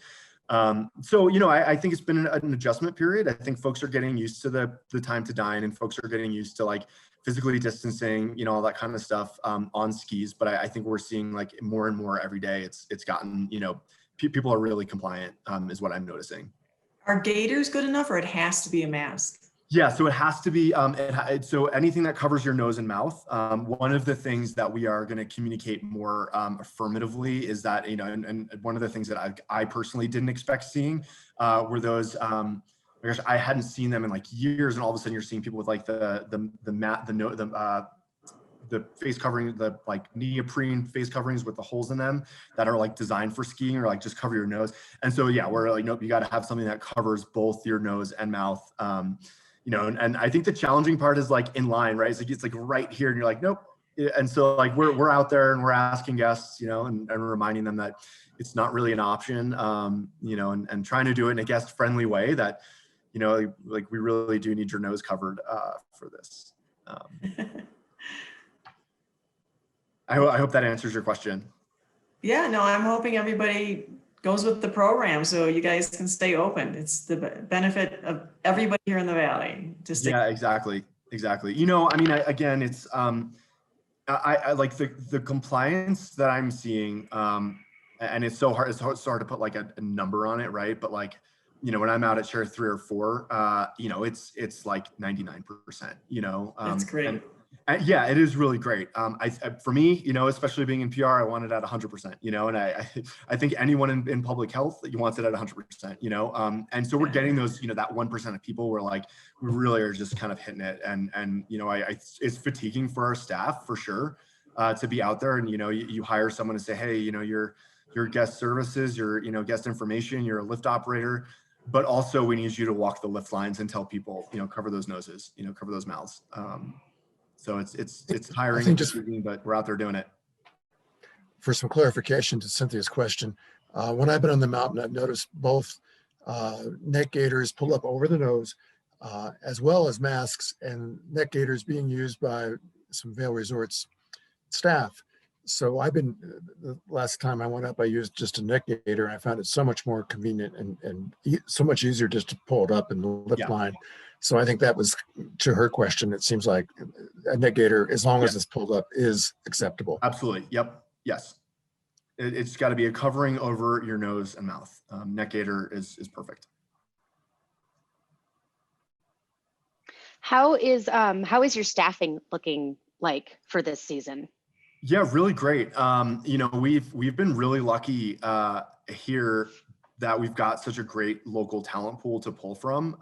And so the staffing is looking, you know, phenomenal.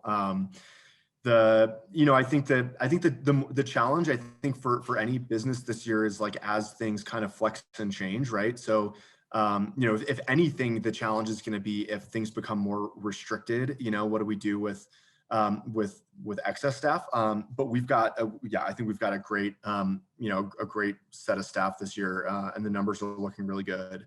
Ready to ramp for the holidays, you know, and as more terrain comes open, you know, actually, I think we're at a point where like we just need some snow, you know, and yeah, once we get snow, we'll put that stuff to use for sure.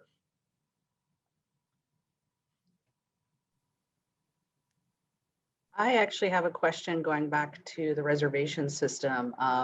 Just hypothetical, if it's a day that maybe the weather's not that great and you have cancellations, do those just go away? Is there like a wait list for people? You obviously don't want people to show up. Or yeah, there's not a wait list. And so if we're full, we're full. And what we are encouraging people to do is check back.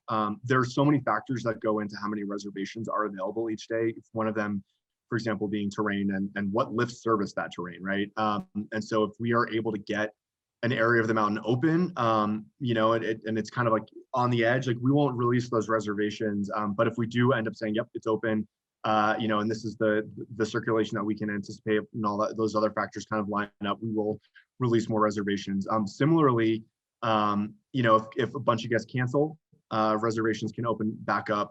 But what we don't want to do is we don't want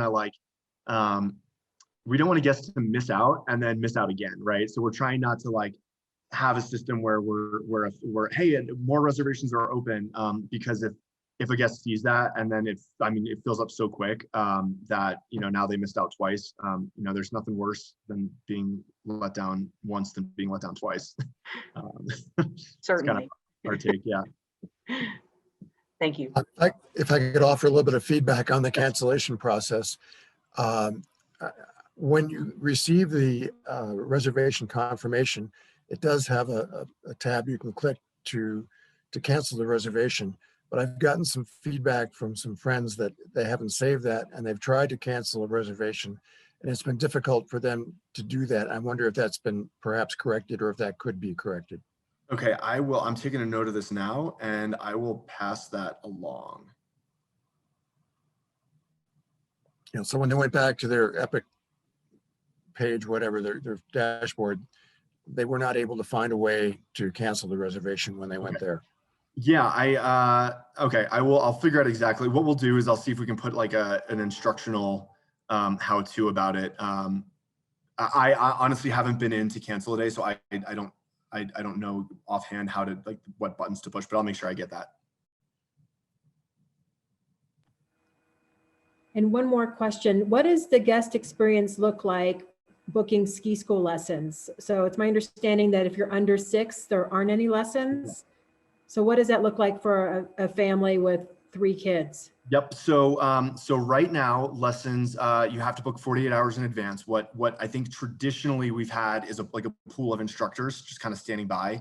But we're not going to do that this year. We're going to really like focus, we just don't want them to gather and them to wait around. And so a lot of it is the 48 hours in advance so we can let an instructor know that you're on for the day.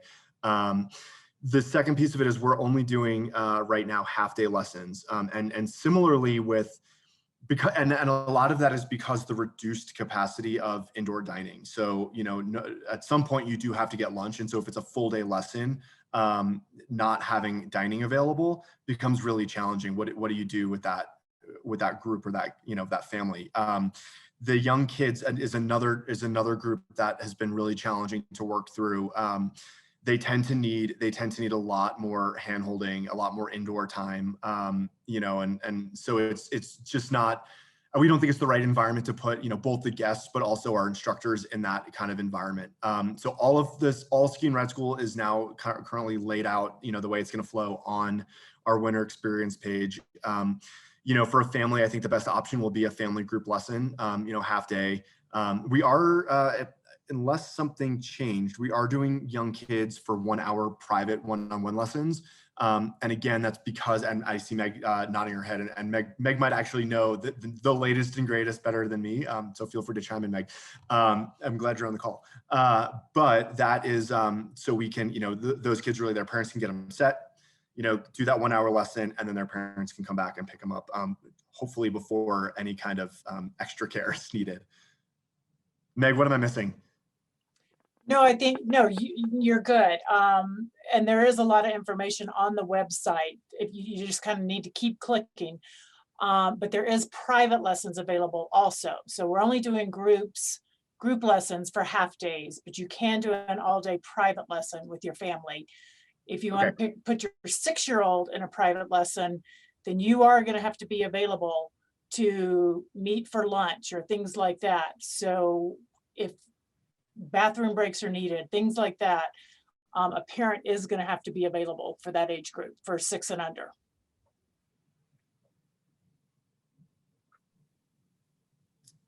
Thanks, Meg. Hey, John, another question on the ski. If a guest books a ski school lesson, do they automatically have a reservation then, therefore Yes. they don't need to make a reservation? Correct. Okay, I overheard a ski instructor talking to his client. I thought that's interesting. So again, you book a lesson, don't worry about making a reservation. Correct. But make sure that guest reads their confirmation letter and clicks on in the confirmation letter who's going to be in the lesson. So it's not an automatic. There is a back-end process that has to happen. So make sure your guests are clicking on the confirmation letter and reading it. And if you don't have a reservation on the mountain, are all the facilities still open for guests to go use the bathrooms and get a drink of water? Or are you limited to, if you don't have a reservation, you can't even come into any facility? So if you are on at our base areas, there's that restroom at Express Lift, like you can use that without a reservation. But any mountain access, so the second you get on an access point from the gondolas or lifts, you need a reservation. Okay, so any facility on the mountain, if you don't have a reservation, you don't go in the building. You couldn't even get up there. So if it's a base area facility, so like that, those restrooms or Express Lift, you do not need a reservation to go. Like if you walked up to the base of G1 and walked over to Express Lift to use those restrooms, you can use those restrooms. Does that answer the question? So how about like at the top of the gondola, the Mid-Vail, Wildwood, any of those facilities, restrooms? Yeah, the only, so if you need to use the restrooms at Wildwood or Mid-Vail, you do not need a time to dine for that. But you will so if you're, I think the best example of this is if you were going to go meet, if you're going to make a reservation at the 10th and you're on foot, you have to have a Scenic ticket, which comes with a reservation. If you are a skier or rider, in order to get up to any facility on the mountain, you will have to have a reservation. To get into that facility, if your intent is to grab and go food, you do not have to have a time to dine if you just want to grab it and leave. Same thing with restrooms. But if you want to go into Mid-Vail or Two Elk, you will have to have a time to dine in order to get in and get a table. Okay. Explain the reservations again. As an individual guest just allowed like 7 days in a given that 10-day period or a month, or Sure. Go over the specifics again. Absolutely. On making reservations and how many like a local, or whether it's a local or a weekend warrior or a second home owner, and whatever, any kind of guest, explain the reservations, the number that you can book at a Definitely. time. So every pass comes with 7 priority reservation days. Now, what I'll say is, if you're on an Epic 1-day, Epic 2-day, Epic 5-day, those are based on you can't get 7 days if you're only on an Epic 5-day pass. But let's say it's a full Epic pass or an Epic local pass. You get 7 priority reservation days that you can make for any time in the season. So if you know that you want to go ski MLK week because you've got friends and family coming in, you can go in now and book those 7 priority days, and they're locked. Additionally, if you use one of those days, you get that date back. So you always have revolving 7 priority reservation days. So if you went and you booked, you were here for Thanksgiving week and you booked 7 priority reservation days, you skied those, you can make 7 more priority reservation days. Then there's week of reservations. So if you're on a full Epic pass, we have 7 days at a time released, and every day, the next day is released. So on midnight on what's today? Monday, midnight Monday, the next Monday is released. So you can kind of go in and book that next day. If you know 7 days out, you're like, oh, I'm going to ski that Monday, you can book that. And that does not count against your 7 priority reservation days.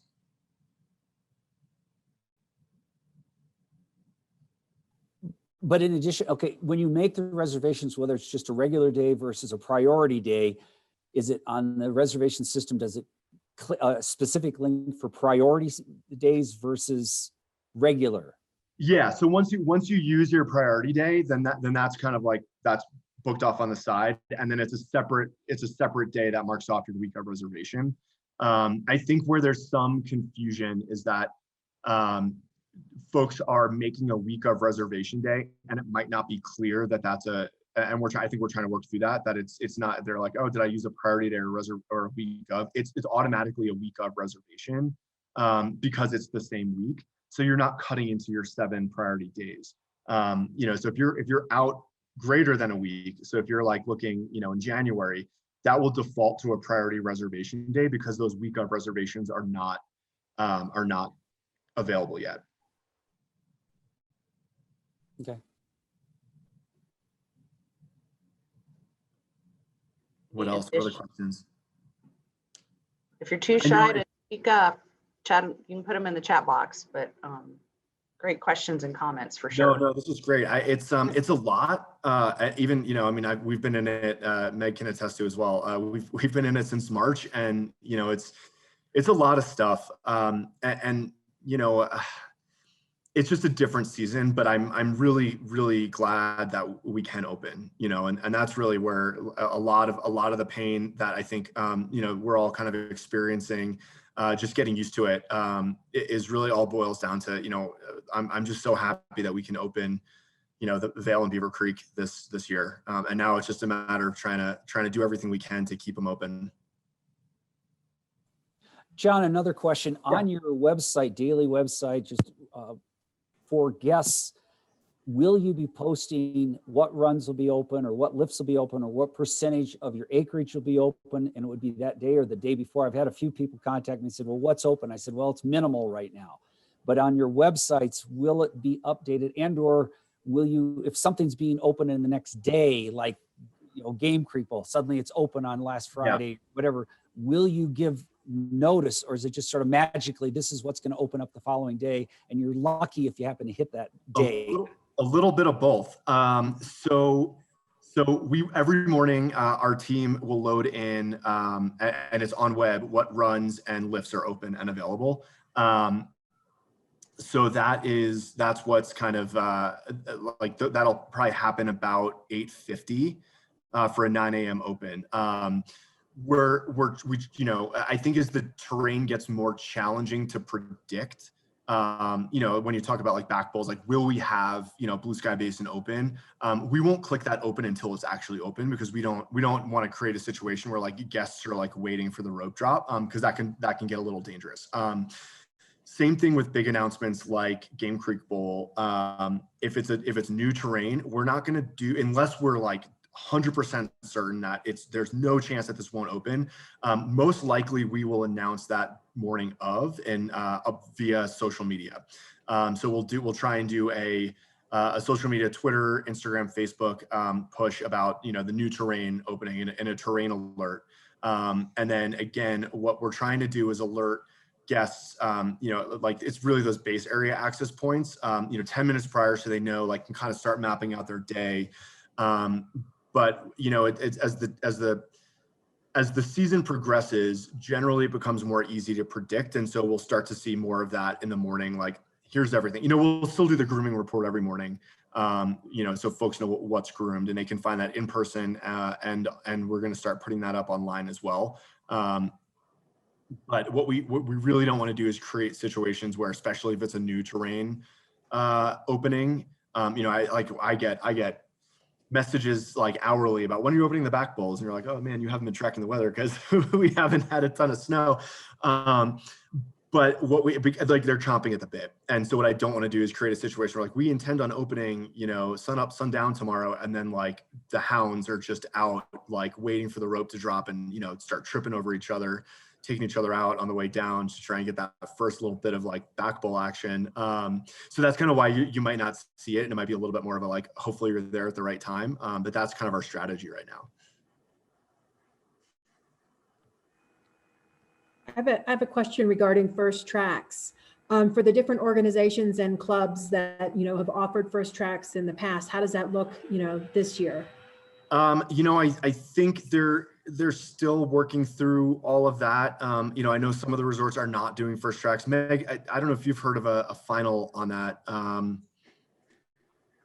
think the hope is out there Yeah, to do the first tracks, but it will be a pleasant surprise if we get to do them. Yeah, that's kind of what I've been hearing too. We haven't quite done what some of the other resorts have done by just canceling them yet. I think we're just still trying to work through, you know, a big part of first tracks is that, like, that F&B part at the top, you know, and that's going to be tough. But if we can get folks on the mountain early, if we can, I think we will. I think it's just a matter of let's kind of assess and see how everything's going and all that kind of stuff.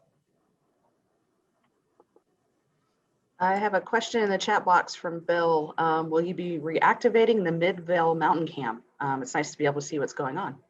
Yes. So the Mid-Vail Cam, we are doing some work on, and same thing with the Blue Sky Cam. And so once we have those up and running, they'll be back live. Yeah. I think, you know, it's really this summer, because it was, how do we get people back to work safely and on the mountain? A lot of that work that happens over the summer, we deferred until now, and now it's a matter of, can we get, you know, what's the priority list, and can we get people on skis? You know, I think the big problem with Blue Sky Basin, to fix that one, was just like, we got to get out there.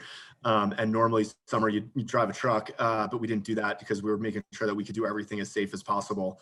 And now that there's the need to get that cam in particular fixed, there's just kind of not enough snow to get back there safely. So we've got the procedure in place to get back there, and now it's just hopefully we can get some cooperation from Mother Nature to get to it. One quick question. Are there any other updates that Vail's made to Vail and Beaver Creek? I know that all of your resources have probably been used to keep everybody COVID safe, but any kind of like capital improvements that have been on your calendar that got to be worked on this summer that we should be alerting our customers of?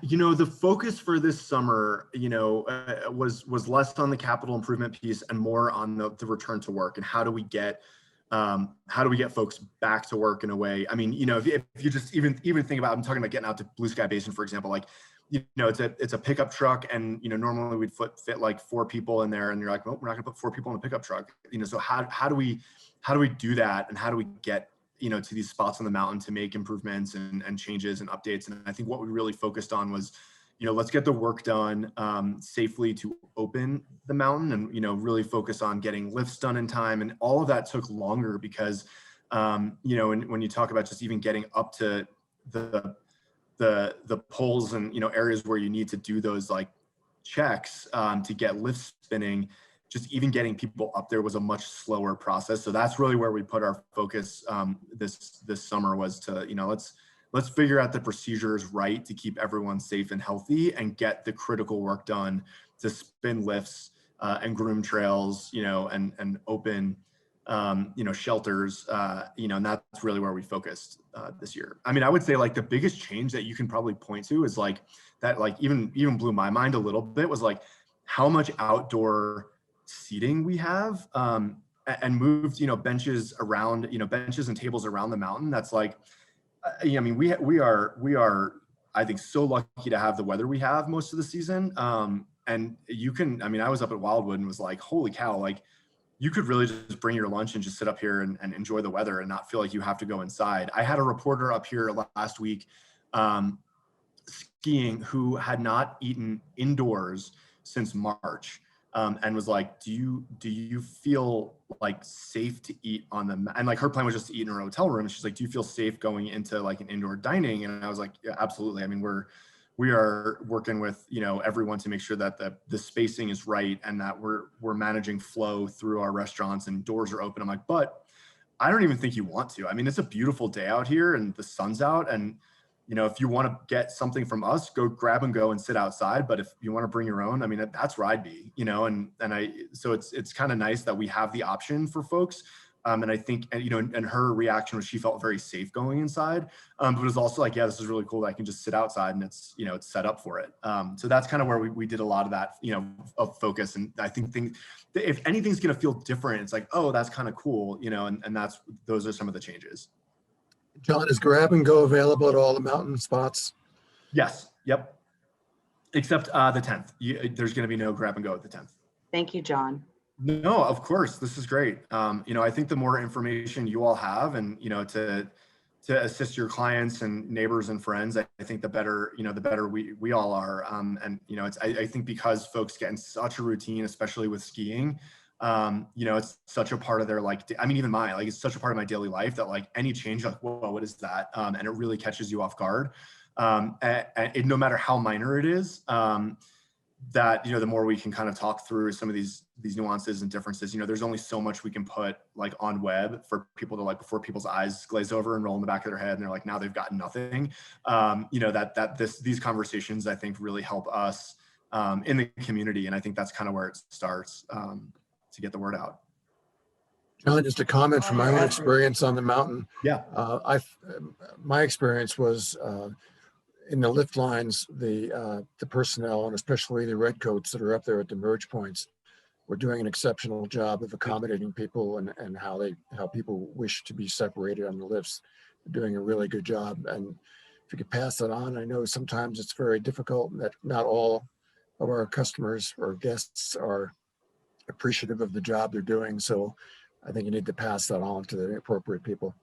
I absolutely will, Bill. I really appreciate that. I think, and any kind of feedback that you all have about that, you're the most familiar with the mountain experience, and I think one of the things that we're really conscious of is that, that no one is forced to ride a lift, even if it's a 6-person lift and you can be on total opposite ends, no one is forced to ride with anyone else. And so we're trying to make sure that we use language that doesn't put someone in a spot where they have to say no, but at the same time moves people through the mountain, and there's no confusion. And it's really challenging to say, like, we can sit, with state guidelines, 3 people on a 6-pack with 1 person in between. And it's so hard to gauge, like, is someone comfortable? Are they not comfortable? I don't want to put them in a position to say no. And then someone next to them gets, like, snickers at them a little bit. And it's just like, it's really tough, and then some folks are like, well, bring them all on. Let's 6 singles, let's go. And you're like, whoa, like, that's not how we're doing it, even if you're comfortable, right? So yeah, it's I appreciate that, and I'll let that team know. I know that it's it's December 7th and it's already fatiguing, but I think the more people get used to it, I think the less challenging it will be. But no, I appreciate all that, and I appreciate everyone's time, and hearing us out and being part of this strange year. Hopefully next year it can be a little bit more normal. But again, at the end of the day, like, the fundamentals of skiing and riding and getting outside, like, those are all intact. That hasn't changed, and I think for a lot of people, especially a lot of our destination guests, to kind of strip away all of the extras and like really just be like, oh, this is why I love this vacation, or this is why I love this like second home experience, or whatever it might be. You know, I think that's good for everyone to kind of remind everyone like the mountain is a special place, even in a pandemic. You know, and when Especially. yeah, especially, right, when you take out, you know, fancy dining and all that kind of stuff, like it's still really good.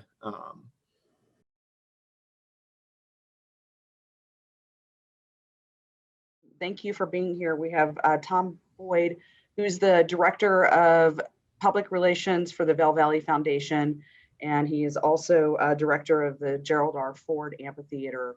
So he is a gentleman on the know on upcoming shows and programs that are going on there. We're very honored to have you here with us this morning. Thank you to the Vail Valley Foundation for doing this every year. With that, I'm going to give you the floor and let me know if I can assist with anything. Yeah, thanks, Melanie. No, we appreciate doing it. And, you know, greetings from Mike Imhoff, our president, who apologizes he can't be here today, and everybody on our leadership team. We value you guys so much as an organization, and you do so much to kind of spread the word about what's going on in our community. You guys are the ones out there on the front lines talking to people about the community and what's going on, and that's super important to us, right? When new people come to town, it's so important to us that they know what is the Vail Valley Foundation and what do we do, because you know, we feel that we're a pretty big part of what makes this place special, and we're pretty unique as an organization. There are not very many other community foundations like this. There might be one that focuses on that runs one performing arts center, or there might be, you know, an early childhood education nonprofit, and then like a college and career education nonprofit. Very rarely do you see all of those education nonprofits under one roof, which we have as part of our Youth Power 365 nonprofit, but then add together all the different things that the Vail Valley Foundation does. And it's actually quite a lot. So it's really, it's a pleasure for us to be able to talk to you guys about this again. And I'll take some questions as we go through. If you have any questions or want to bring something up as we go, I'm happy to make this a conversation as we go through all this. So what is the Vail Valley Foundation, right? Joanna probably knows this better than anybody, right? But we have a mission to raise quality of life and bring the global spotlight to the Vail Valley through arts, athletics, and education. So that's kind of a big mission statement, right? If any of you have worked with nonprofits before, a lot tend to focus on one very small thing. And that allows them to, I think, communicate very clearly what it is that they do. We have the added challenge of having many things that we do. So it takes a little longer to get that across, but that's how we summarize it. Raise quality of life, number one, right? For everybody, no matter who you are, no matter what your background, we want to raise your quality of life. But we also want to bring the global spotlight to the Valley. And then we want to, and then you notice it's in Eagle County. We don't do work outside of Eagle County. That's not part of our charter. We were established in 1981, right? President Ford was a huge component and reason for that, as was Harry Frampton, our chairman for a long time, and many, many others who were involved in that. It kind of, to me, it was the coalescing of what pre-existed with this community. My parents came here in the 60s. I was born and raised here. It's just one of these communities, as all of you know, where people volunteer, they help each other out, they get out there and take care of one another. It just has always been part of this community that, hey, when the hospital needed something, they held a tennis tournament, raised some money, and got it done. When you know, they wanted to hold some ski races, they all pitched in, and every single person out there was a gatekeeper or running a clock or what have you, or organizing volunteers. And that's interwoven into the spirit of this community. And I think going back even before Vail to the founding of the town of Eagle and everything else, it just had a can-do pioneer spirit in this community. Well, in 1981, as the town was getting bigger and things started getting a little more organized, you know, it wasn't just dirt roads and pickup trucks anymore. I think that's really where the Vail Valley Foundation was born out of, is, hey, let's formulate this as a true organization that can do pretty much all these things that were already being done. So that included arts, athletics, education. I think back then we said culture. And that really said, okay, good. Now we know, now we have one organization that we can kind of all get behind and contribute to, and that'll be the Vail Valley Foundation. And we'll take care of people and children through education. We'll take care of arts through the initiative to build the Gerald R. Ford Amphitheater in the mid-1980s, that Vail, which came about, which helped the Vail Dance Festival get started, and among many other things. And athletics, of course, which back then pretty much meant big international ski races, but of course has grown to include a lot more. So I'm going to kind of walk through a couple of things. I'm going to talk about what we normally do in terms of arts, athletics, education, so that you guys are aware of that. I think a lot of you already are. But I'm also going to talk about something else, which is that this community, when Gerald Ford and those guys started this all up, this community decided that it wanted to have an organization that could spearhead whatever it was that the community needed. And Mike Imhoff was able to talk to President Ford before he passed away many times. And one of the things that President Ford told Harry Frampton and Mike Imhoff back in those days was, you know, it's not in the mission, but the organization has to lead the way, whatever the problem or difficulty or whatever the needs of the community are at that time. And for a long time, you know, that meant we could pretty much stay on mission. Wasn't too, you know, that was just something we kind of kept in the back pocket. But this year we had the COVID crisis hit. And I'm going to talk a little bit about two things that the Vail Valley Foundation has been really instrumental in that I think have shown that kind of leadership. It doesn't necessarily fit tidily into arts, athletics, education, but it certainly has had a big impact on people in this valley. And I'll talk about how we've done what we've done this year too. You can see, obviously, all of our photographs now have folks with masks, and these are two gals that are part of the championship team as part of our Copa Youth Soccer program, which has on any given year between 700 and 800 participants. Huge soccer tournaments going on. If you're ever looking out your window and you see hundreds of kids playing soccer in Eagle or in Edwards, that's likely Copa, which is part of Youth Power 365. And Youth Power 365 is part of our education component. This is what I was talking about before. I probably should have had this slide up. Excuse me. Why do we do what we do to raise quality of life, shine a global spotlight in the Vail Valley through arts, athletics, education? You can see this is back before COVID. We've got the Birds of Prey ski races. Everybody's having a great time. But I love this photo because here is the future. We've got a young man looking up there and thinking to himself, maybe I could be a ski racer one day. And that's a big reason why we do what we do, right? For that next generation. That's something that comes up in this office all the time. And it's a big reason why it's such a wonderful thing to have that education component as part of what we do, because it's always there every day to remind us to take care of that next generation. I've got a couple videos here. I think I'm gonna actually I'm gonna play this one. I just want to remind folks what a year looks like. Can you hear it? Yes. Sounds great. The saying is, you come for the winter and you stay for the summer is so true. Like, the summer is amazing. There's concepts, there's outdoor activities, there's beautiful things to access, and it makes the summer as much fun as the winter for us.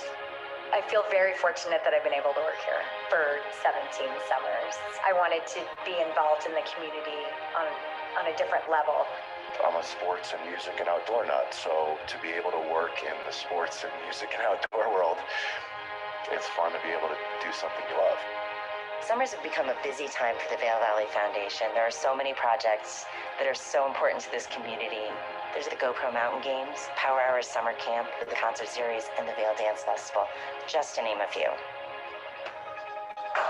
Hey, I've got my whole crew here doing a little 3-day meeting. It's just an all hands on deck mentality.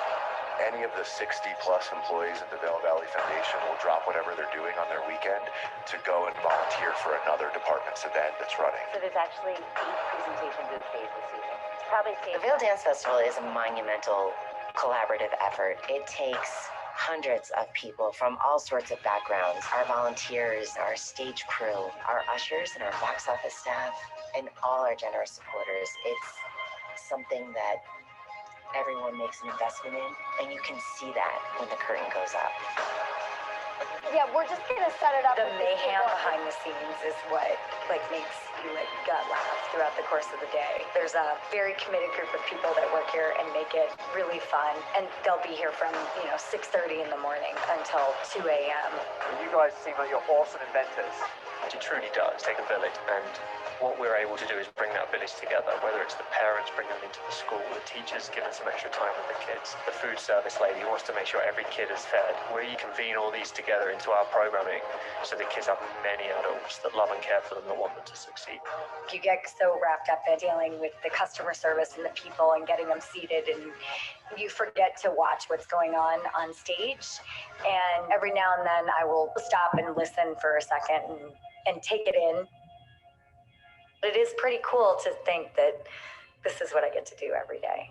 It's well worth every minute that you give to it. It's a super fun visual for me to see 5,000 people hanging on every athlete's next move, to have them kind of colliding into each other with a raucous crowd at the I Bridge, to see people high-fiving and smiling and walking out of that venue at the end of a Long Mountain Games day. It is a really kind of proud week, I think, for everyone at the Vail Valley Foundation. It's extremely rewarding. 20 years of my life have been spent at the Vail Valley Foundation, and I can't imagine having done anything else with my life. The one thing we all have in common is that we care about this community, and we want to see it continue to thrive in arts, athletics, and education. I've never been in a place that's had such a strong community organization that is willing to do whatever is necessary for that community. And I believe that's what the Vail Valley Foundation does.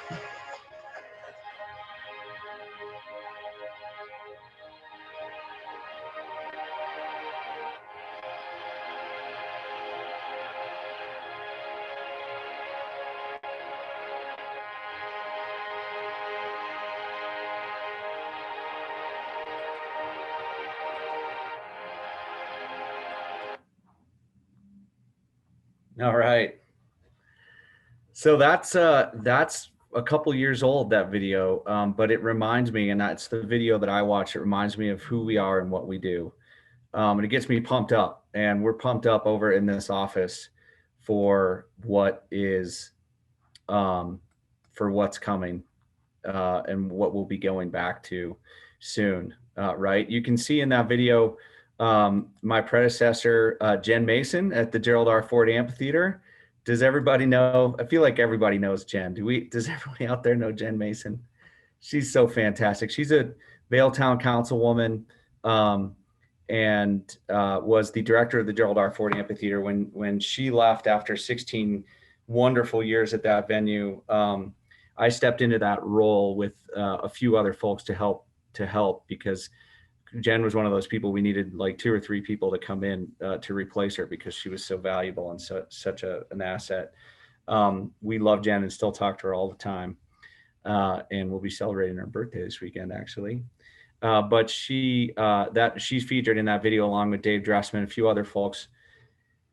But that's where we're getting back to, right? So in these offices, I know right now for you guys, for all of us, we're still wearing masks every day. We are still, dealing with a tremendous number of folks who have COVID. I'm sure many of us have had someone in our lives affected by it. Every single day, it's still the front and center aspect of our day. But in our minds over here, and hopefully in yours a little bit, we like to remember what it was like before the pandemic. And we're already working now to get back to where we were before the pandemic. So let's talk a little bit about what summer 2020 looked like. Obviously a little different than what you saw in the video. For our arts component, the Vail Valley Foundation operates the Gerald R. Ford Amphitheater and the Villar Performing Arts Center and the Vail Dance Festival. Those are three entities unto themselves. The VPAC is actually its own 501c3, is a phenomenal organization. The Dance Festival and the Gerald R. Ford Amphitheater operate under the Vail Valley Foundation. We don't own the Ford Amphitheater or the land on it. It's we're on a long-term lease from the town of Vail. So that's a little bit of something to just keep in mind. We don't say that we own it. We just say that we operate it, we run it, we program it. And that's part of what we do. Hopefully each of you have enjoyed a show at the Gerald R. Ford Amphitheater.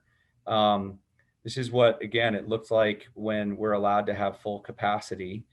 A couple things about the Ford Amphitheater. You'll notice a new brand identity and a new logo. That is something that for a long time needed to be updated. And you can see that on the left-hand side, you've got kind of, it looks a little bit like the roof layout. It also could be kind of a sunburst, or actually the way I like to think of it, it looks like a speaker emanating sound. Anyway, we love that mark. We love the new colors. And we did this because the Ford Amphitheater is a tremendously beautiful venue. And it is, I think it's known pretty well in dance circles and in classical music circles because of Bravo Vail and the Vail Dance Festival. But I don't think people outside of those genres really understand just how wonderful of an asset it is for the state of Colorado and really all the Rocky Mountains. We have people come from all over the country and really the world to this community. And we wanted to put the Ford Amphitheater a little bit more front and center as a venue into itself. We're offering a much wider diversity of programming there now than historically we have before. Bravo Vail, which is a separate 501c3 from us, they operate on their own. We're very close partners with them, but they're a different 501c3. They have really helped put us on the map with the New York Philharmonic, the Philadelphia Orchestra, Dallas Symphony, and then, depending on kind of who else is coming through, you might have, St. Martin in the Fields, et cetera. And that they take up a core of our programming there and really have helped put us on the map in the classical world. But now the Vail Valley Foundation has partnered with AEG Presents, which is the second largest booking agency in the world, to bring headliner acts like maybe some of you were there for the Steve Martin and Martin Short show, or Steve Miller Band, or other kind of like pop, comedy, rock shows like that. And that's really helped raise the profile and create a little bit more diversity of offerings there. This summer, obviously, we were limited in what we were able to do at the Ford Amphitheater. We thought we were going to be able to do 500 people. Then we thought we might be able to do two groups of 500 and have 1,000 people in there. Then we thought that it was going to be 250. And then in the end, by the time we opened on July 11th, we were at 175. As you can imagine, the economics of having 175 people in a 2,800 seat venue is not good. I mean, the economics of running a venue like that are really it's not really about making money. That's why it's run by a nonprofit like us. But it certainly made things more difficult. And I'll tell you, it would have been a lot easier for us just to shut down. When we were having conversations in March and April, no question that the easiest thing would have been to say, hey, there's a pandemic. Like so many other theaters and venues across the nation, including all of Broadway and pretty much every other, Red Rocks, every other venue in the country pretty much had said, we're shutting down until this is over. We didn't do that. We said, we're going to find a way to open. We're going to work with public health. We're going to institute new protocols, and we're going to open back up. And we did so on the 11th.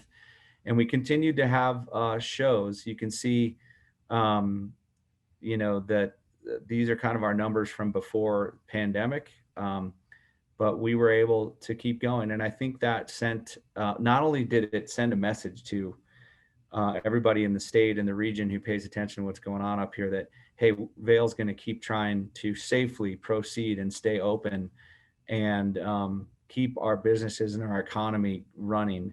But it also brought a tremendous amount of joy to the people that were able to attend. and the musicians, who were overwhelmingly positive about being able to come out and perform again. And for many of them, it was the only show that they did or have done in person throughout the pandemic. So it also, I'll tell you, it also kept people employed. Over 125 people had full or part-time employment because we stayed open. And like I said, that didn't look real good on our own spreadsheets, our own bottom line over here. But that's our mission, is to raise quality of life. And we felt that was the best way to get that done this year, was to keep going.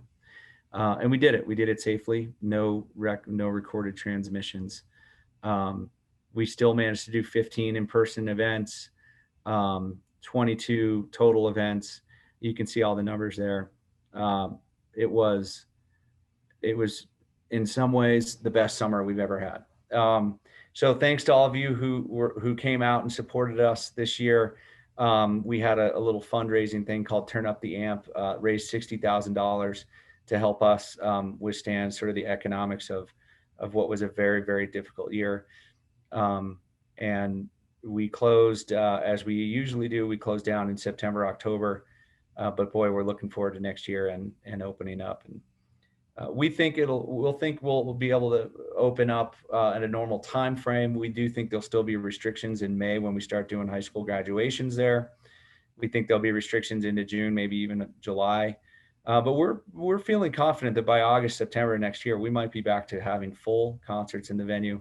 And hey, if we're lucky, maybe even earlier in the summer.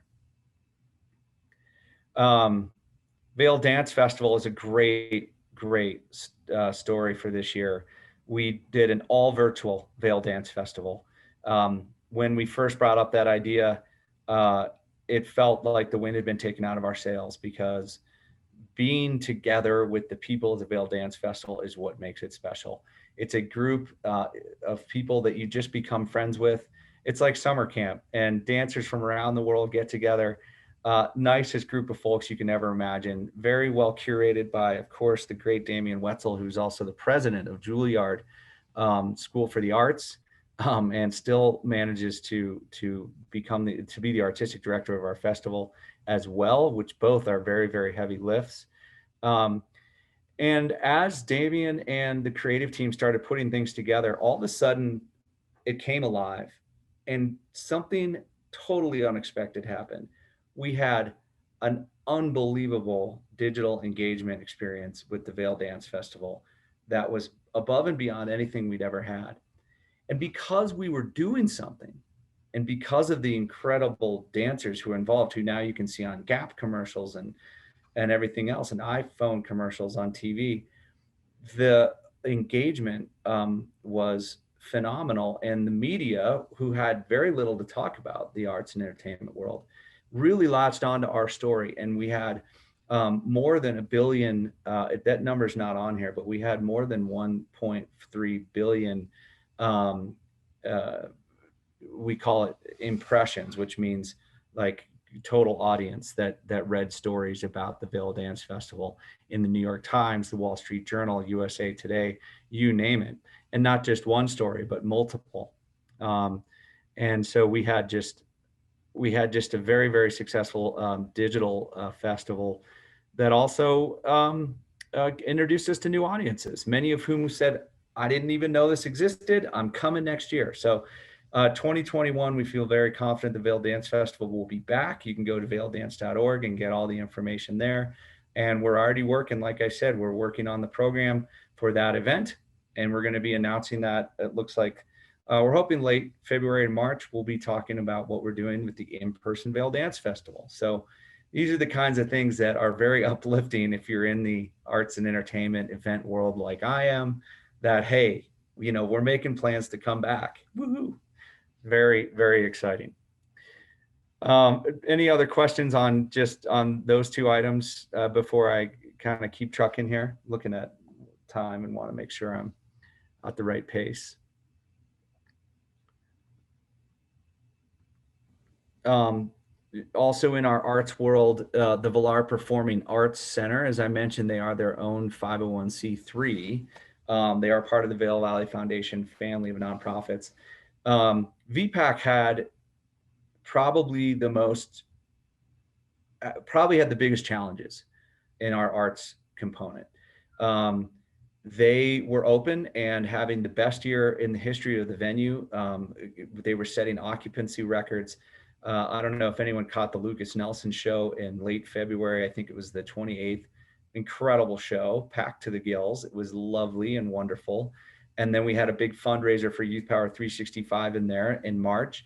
And then bam, they had to shut down. And that is just not the nature of people in show business. The phrase is the show must go on. So same thing, they could have done what almost every other performing arts center done, and they could have said, you know what, we're going to shutter the place, we're shutting down, forget it.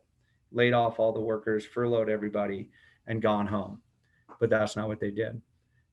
We did shut the venue down according to the mandated public health orders, but that very same day, even before the shutdowns were ordered, the Duncan Horner, our executive director up there, and his team were already being creative and talking about ways that they can continue to serve the community. And so Duncan and his team were among the first to offer online streaming shows. And they came up with a really, really creative and beautiful series called the Ghost Light Sessions. And a ghost light, if any of you worked in theater, is a light that always stays on in the theater, no matter whether you're there or not. And part of it is they'll say that it's, to chase spirits away. It's got an old, kind of superstitious air to it, that it keeps the ghosts from coming into a dark theater. But the other reason is that if you walk into a theater the day after a show and you're one of the workers, it's dark in there. So you need to have a light. So it serves both a practical and a superstitious purpose. But the ghost light was the only thing left on, and everything else was dark. And that image really inspired the team at the Villar Performing Arts Center. And they said, we can keep going. We can shine that single light into people's lives.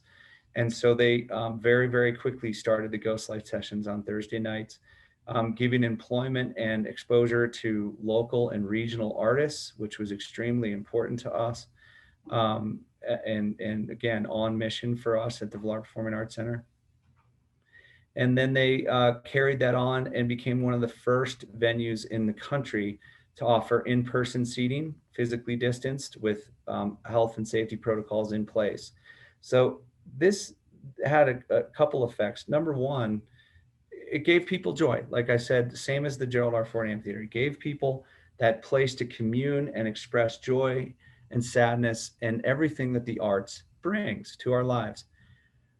But it also raised the profile of the venue because they were in the news, and the venue was leading the way in meetings and in sessions with folks from around the region and the country. The VPAC was tip of the spear. So our hats off to Duncan Horner and the team up there for that. Duncan, this hasn't been in the news yet, but Duncan Horner very sadly is leaving us and going back to his native England. He's been with the Vail Valley Foundation for about 10 years and has been my boss, and when he was in the marketing department, and he's just very well loved. But he's always talked about returning to England. Now is the time. His son is in school over there. And so we will be sending him off in January, February, and we will be announcing that Owen Hutchinson, who many of you know from his history with Vail Jazz and his time at the Villar Performing Arts Center, will be returning to the Valley as executive director. We're all very excited about it. And we will be putting out a press release on that probably in January after the holiday season has given time to run its course.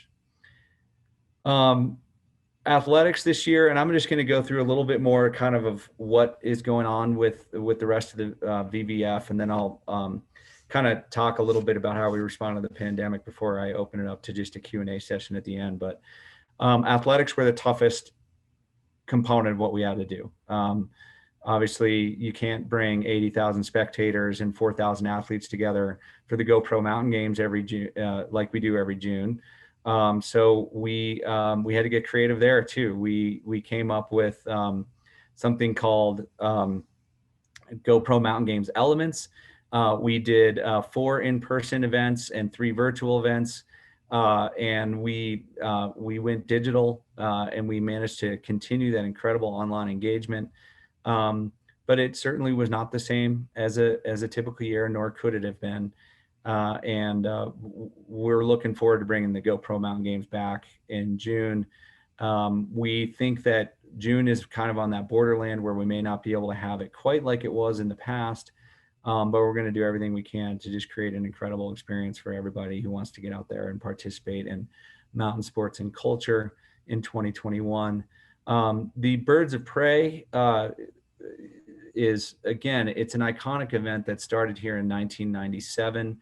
It's part of a legacy of International Ski Racing World Cup that goes back all the way to 1967, when we were one of the very first original sites of the very first year of the World Cup Tour. And obviously we have a tremendous history with the Alpine World Ski Championships in 1989, 99, and 2015. The Vail Valley Foundation has been the organizing committee for all of those events and all of the big World Cup ski races. It's a big part of our culture and our history here.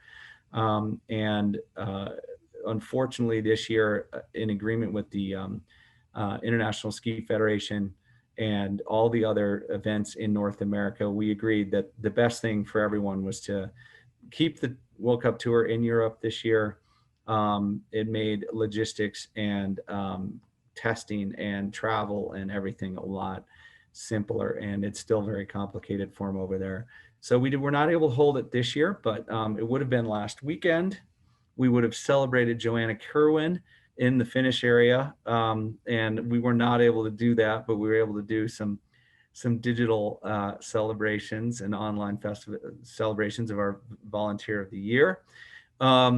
But next year we'll be back and we'll be better than ever. We'll be heading into an Olympic year, and ski racing is one of those sports where it's big every year, but every 4 years it becomes gigantic. And that's when we will have multiple reporters from the New York Times. We will have NPR here. We will have Japanese, Chinese, South American media, you name it. They will be in my media room, and we will be making global headlines once again as one of the top ski destinations in the world. The media value of this, there's different ways to calculate it, but it's truly priceless. The World Cup ski races put us on the map globally in a way that nothing else can, and nothing else ever will. And so that's what makes it exciting, and that's what makes it fun for us. We wish we could host women's races. I get this question all the time. Yes, we're working on it. Every year we work on it. We would love to have Michaela Schifrin race again here. We haven't had her since the 2015 Alpine World Ski Championships. Lindsey Vonn, obviously we have tremendous American ski racing talent right now. The reality is that the only way to make that happen would be to add another race to the women's tour. The athletes are against that because they think they have enough. It's a pretty grueling season for them as it is. But we could potentially find a way to make that work someday. And we are always continuing that effort. In the meantime, the men are starting to perform even better on the US side. And Tommy Ford won, the US skier Tommy Ford won our race, our GS race in 2019. So that was a big deal. And if you were there, the energy was incredible. So we'll bring that one back in 2021, and we can't wait for that. It is such a fun and special event. We activate in Beaver Creek. We have a little Beers of Prey event, a winter seasonal tasting, and all kinds of fun in the village, including silent discos and everything else. Like our GoPro Mountain Games, that event is free to attend. If you ever have a chance to help communicate that out to your friends and your clients, please do, because again, it's run by the Vail Valley Foundation, a nonprofit. I think that means the world to how those experiences are for folks. We're not here to make money. We're here to raise quality of life. And so the Birds of Prey is free. The GoPro Mountain Games are free to attend. And we think that helps us accomplish our mission. Education is a huge component of what we do. and it probably feels a little different, right, than athletics and arts. Education doesn't have big events where we market all around the country and the world and have people fly into Eagle County Airport to attend. But quietly and very effectively, our education work ensures that if you live in Eagle County and you have young people and a family, we're here to make sure that you have every opportunity to have a bright future. And we don't care what your background is. We don't care what your primary language is or anything else. We're just here to make sure that no matter what, you have the support system around you so that you can have every opportunity that this great country can and should afford people. And that starts at early childhood, which is always the cutest kids that we get to work with. You can see these are our Magic Bus kids, pre-COVID, of course. We send the Magic Bus around all around the town to pick up kids and make sure they're kindergarten ready. Again, these are some pre-COVID pictures without masks, just because I love to see those smiling faces. But our education work is divided into 3 buckets. Like I said, in a lot of communities, you might have an early childhood, you might have a college program, you might have a K through 12 program. We do work in early childhood, K through 12, and then college and career. We call that Power Up, early childhood, Power Hours, K through 12, and Power On, career and college. So that's a lot of nomenclature that goes with this, but it helps us organize what is very active education enrichment programming, focusing on after school, before school, or out of school care. So we work very closely with the school district that does an incredible job in school. But if you're getting ready for kindergarten, or if school's let out and you've got that period of time between 2:15 or 3:15 and 5 or 6 p.m. before your parents get home, what is it you're doing with your time and energy? Every study in the world will tell you that that's a make or break period of time for kids. They spend less time in school, waking hours in school, than they do out of school. So we need to make sure that when they come out of school, they're healthy, they're well fed, they're engaged in sports, and that they're getting their homework done, that they're working on their math and reading skills. All of those things are so important to the success for a child every day of their lives. So we work in every school in the county has students or activities that they take part in. We are active in every public school in the Valley, and we work with the private schools as well, private and charter schools as well.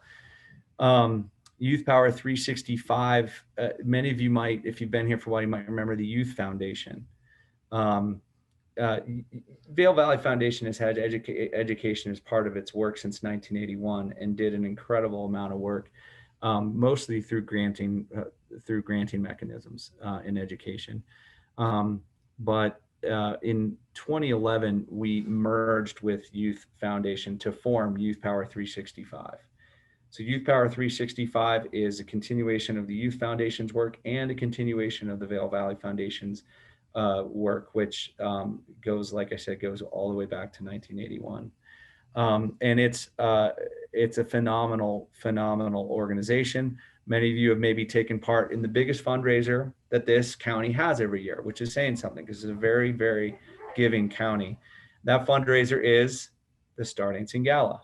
The Star Dancing Gala, we bring local celebrities. We usually go down to the Jet Center down there in Gypsum, and we have up to 750 people all in one room, and we raise over $1 million. Obviously this year, that was not something we were able to do, but we were able to create a virtual fundraiser and still do what we could to keep our education work going. Well, that's not really quite the end of this presentation, because I wanted to talk, going off of education, I wanted to talk about one more thing. So I mentioned in the beginning that President Ford had left us with some instructions, and that was to take care of our community, whatever it is that they might need. Well, in early March, as the COVID pandemic hit, our leadership, our board of directors, Mike Imhoff, our chairman, Ann Smead, many of you might know, got together and said, we need to play a leadership role here. What can we do? So by the time it was about mid-April, we got a plan in place to create something called the VBF Community Fund. And in 2 weeks, we raised $1.2 million that was specifically designed not to go to the Vail Valley Foundation and our arts, athletics, and education, which we knew were going to suffer. We said, that's okay. We're going to focus on what's needed here. We created the VBF Community Fund to help in 4 key areas. One is food and food security. The other is housing, rent, clothing and shelter assistance. The other is behavioral health. And then the third is education, children and families, which is part of the work of Youth Power 365. We formed a steering committee made of members of leaders in the community outside of the Vail Valley Foundation, together with a few folks from the Vail Valley Foundation. And then we have been distributing that money to those areas of need, to the people who've needed it most since April. And it has helped hundreds of people pay their rent, make ends meet, feed their families, and take care of their mental well-being. And it's helped families weather the storm in terms of making sure their children are still getting the education and support that they need. And it's been pretty impressive. We'll be telling this story a little bit more toward the end of the year through some PR work that I'm doing, some storytelling that we're doing. But if you want to learn more about that, you can go to vbf.org, or you can just Google VBF Community Fund. And we are still active in that area. So what I love about it is essentially we took the Vail Valley Foundation Board of Directors and our fundraising ability as one of the largest nonprofits in the region. And we said, what can we do to help? I think when you want to raise money, there's a couple things that you want to have in place. You want to have those relationships in place, and you want to have that trust in place. And people knew that if they gave to the Vail Valley Foundation, that the money was going to be well spent and well used. Rather than having to go and decide, do I want to give to the food bank? Do I want to give to behavioral health? Do I want to give to education? They were able to give to the VBF Community Fund, knowing that we're going to distribute it based on need as things go through the incredibly quick changes that we've seen over the past summer. So that's one thing we did. The other thing we did that's probably some of you might be aware of is we formed the private sector task force. Around the same time, we realized that the county was overwhelmed with the incredible amount of work and leadership that was required to be able to guide the county through this pandemic. So people like myself volunteered time helping out, okay? But also we formed a private sector task force so that whether you were in the hotel industry, the real estate industry like yourselves, or any industry, restaurants, hotels, outdoor activities, rafting,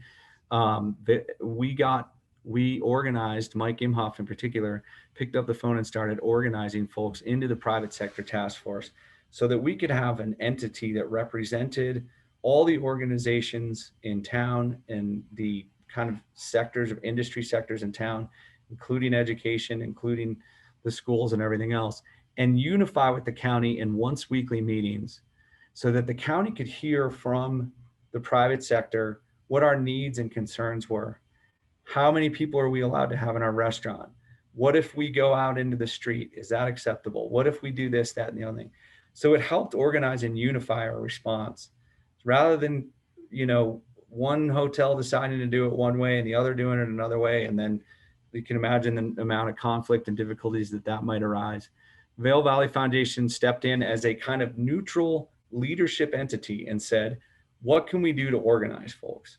And the private sector task force haven't made headlines or been talked about that much in the public sphere, but Vail Board of Realtors has participated, and hopefully we've been helpful in communicating to the county what our concerns and desires are, and also been able to communicate backward from the county and help disseminate their mission, their information out to all of you and to everyone else in the community that, hey, these are the rules of the road. These are the sort of guidelines, if you will, that you need to operate under. So through the VBF Community Fund and the private sector task forces, the Vail Valley Foundation took on new leadership roles in our community that we never would have planned for in January of 2020, but that we think have had a really positive impact on what's going on in this community. So I'm at about 50 minutes, which Joanne won't be surprised. I can talk for hours and hours. But I think now might be a good time to just say, first of all, thank you so much for all that you all do. Thank you for welcoming folks to our community and helping folks find homes and put their roots down throughout our community. But also thanks for helping tell our story to those folks as you do. And let me know if there's any questions that you might have about the Vail Valley Foundation and what I presented here today. Hi, Tommy. Not a surprise, I'll jump in. Thanks so much for your presentation, and thanks for showing that video, because it really does capture the essence of the Vail Valley Foundation. I would encourage you all to introduce your clients to the Vail Valley Foundation. You know, it's a great way for them to get involved in the community. You could do a Zoom call. Tommy can give you the name of the person who does the sort of the membership benefits. They've got very reasonable donation levels where your clients would be able to participate in first tracks. There are a couple of brokers who donate at pretty high levels, and you see them at the first tracks, and you see them networking with a lot of very affluent people. So I think it's worth looking at donating yourself so that you could be part to, you know, get some of those benefits and get in front of some of the community members and people that are visiting from outside. So I think doing a Zoom introduction with your clients to get them involved would be awesome. And the foundation isn't salesy, you know, they just share with you, you know, how they could get involved in the community. The other thing is I would encourage you to consider volunteering. It's such a great networking opportunity for you with your clients. So if you've got a family that's just moved here, you know, next summer, if we're able to do the games, the mountain games, or it's a great activity. I do a lot of the coordination, but I do not use my England Volker's email address. It all comes through a VVF email address. So we're not going to be, you know, interfering with your relationship, but you can volunteer with your clients. I know a couple of brokers that do that. And if you tell me that you're volunteering with your clients, we're going to put you at the best location. I mean, if you're volunteering with a family, we'll put you at the mud run, at the mud pit.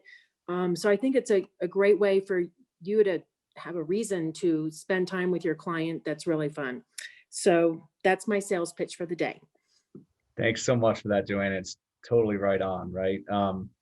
Yeah, we rely on our donors. If you pick up our copy of annual report or go to vbf.org/annual report, you'll see more than 3,000 individuals donate to this organization every year. Some at very high levels, but others at the $25, $50, and $100 level. And that's how we're able to do what we do. We've had a really tough year. But we're also in a strange position of gearing up for doing just as big productions as we've ever done before. We're doing it from a place of having had a really, really tough year like everybody else. So you hear this all the time, like now more than ever, but truly now more than ever, any support that we can get is going to make an incredible impact for us as we gear up for operating at our highest level that we do in 2021. And you can there are some benefits to that, right? First light, first tracks on Fridays. Get up there, enjoy some fresh powder with, again, a very affluent donor base and community group that it's the best kind of networking there is, which is the kind of networking you don't even realize you were networking till you're wiping the powder off your face and enjoying a nice breakfast up there somewhere. But and volunteering, as Joanna knows, is so much fun, and so it's such a great group to be a part of. So yeah, giving of your time or even a few dollars is very welcome. So thanks for bringing that up.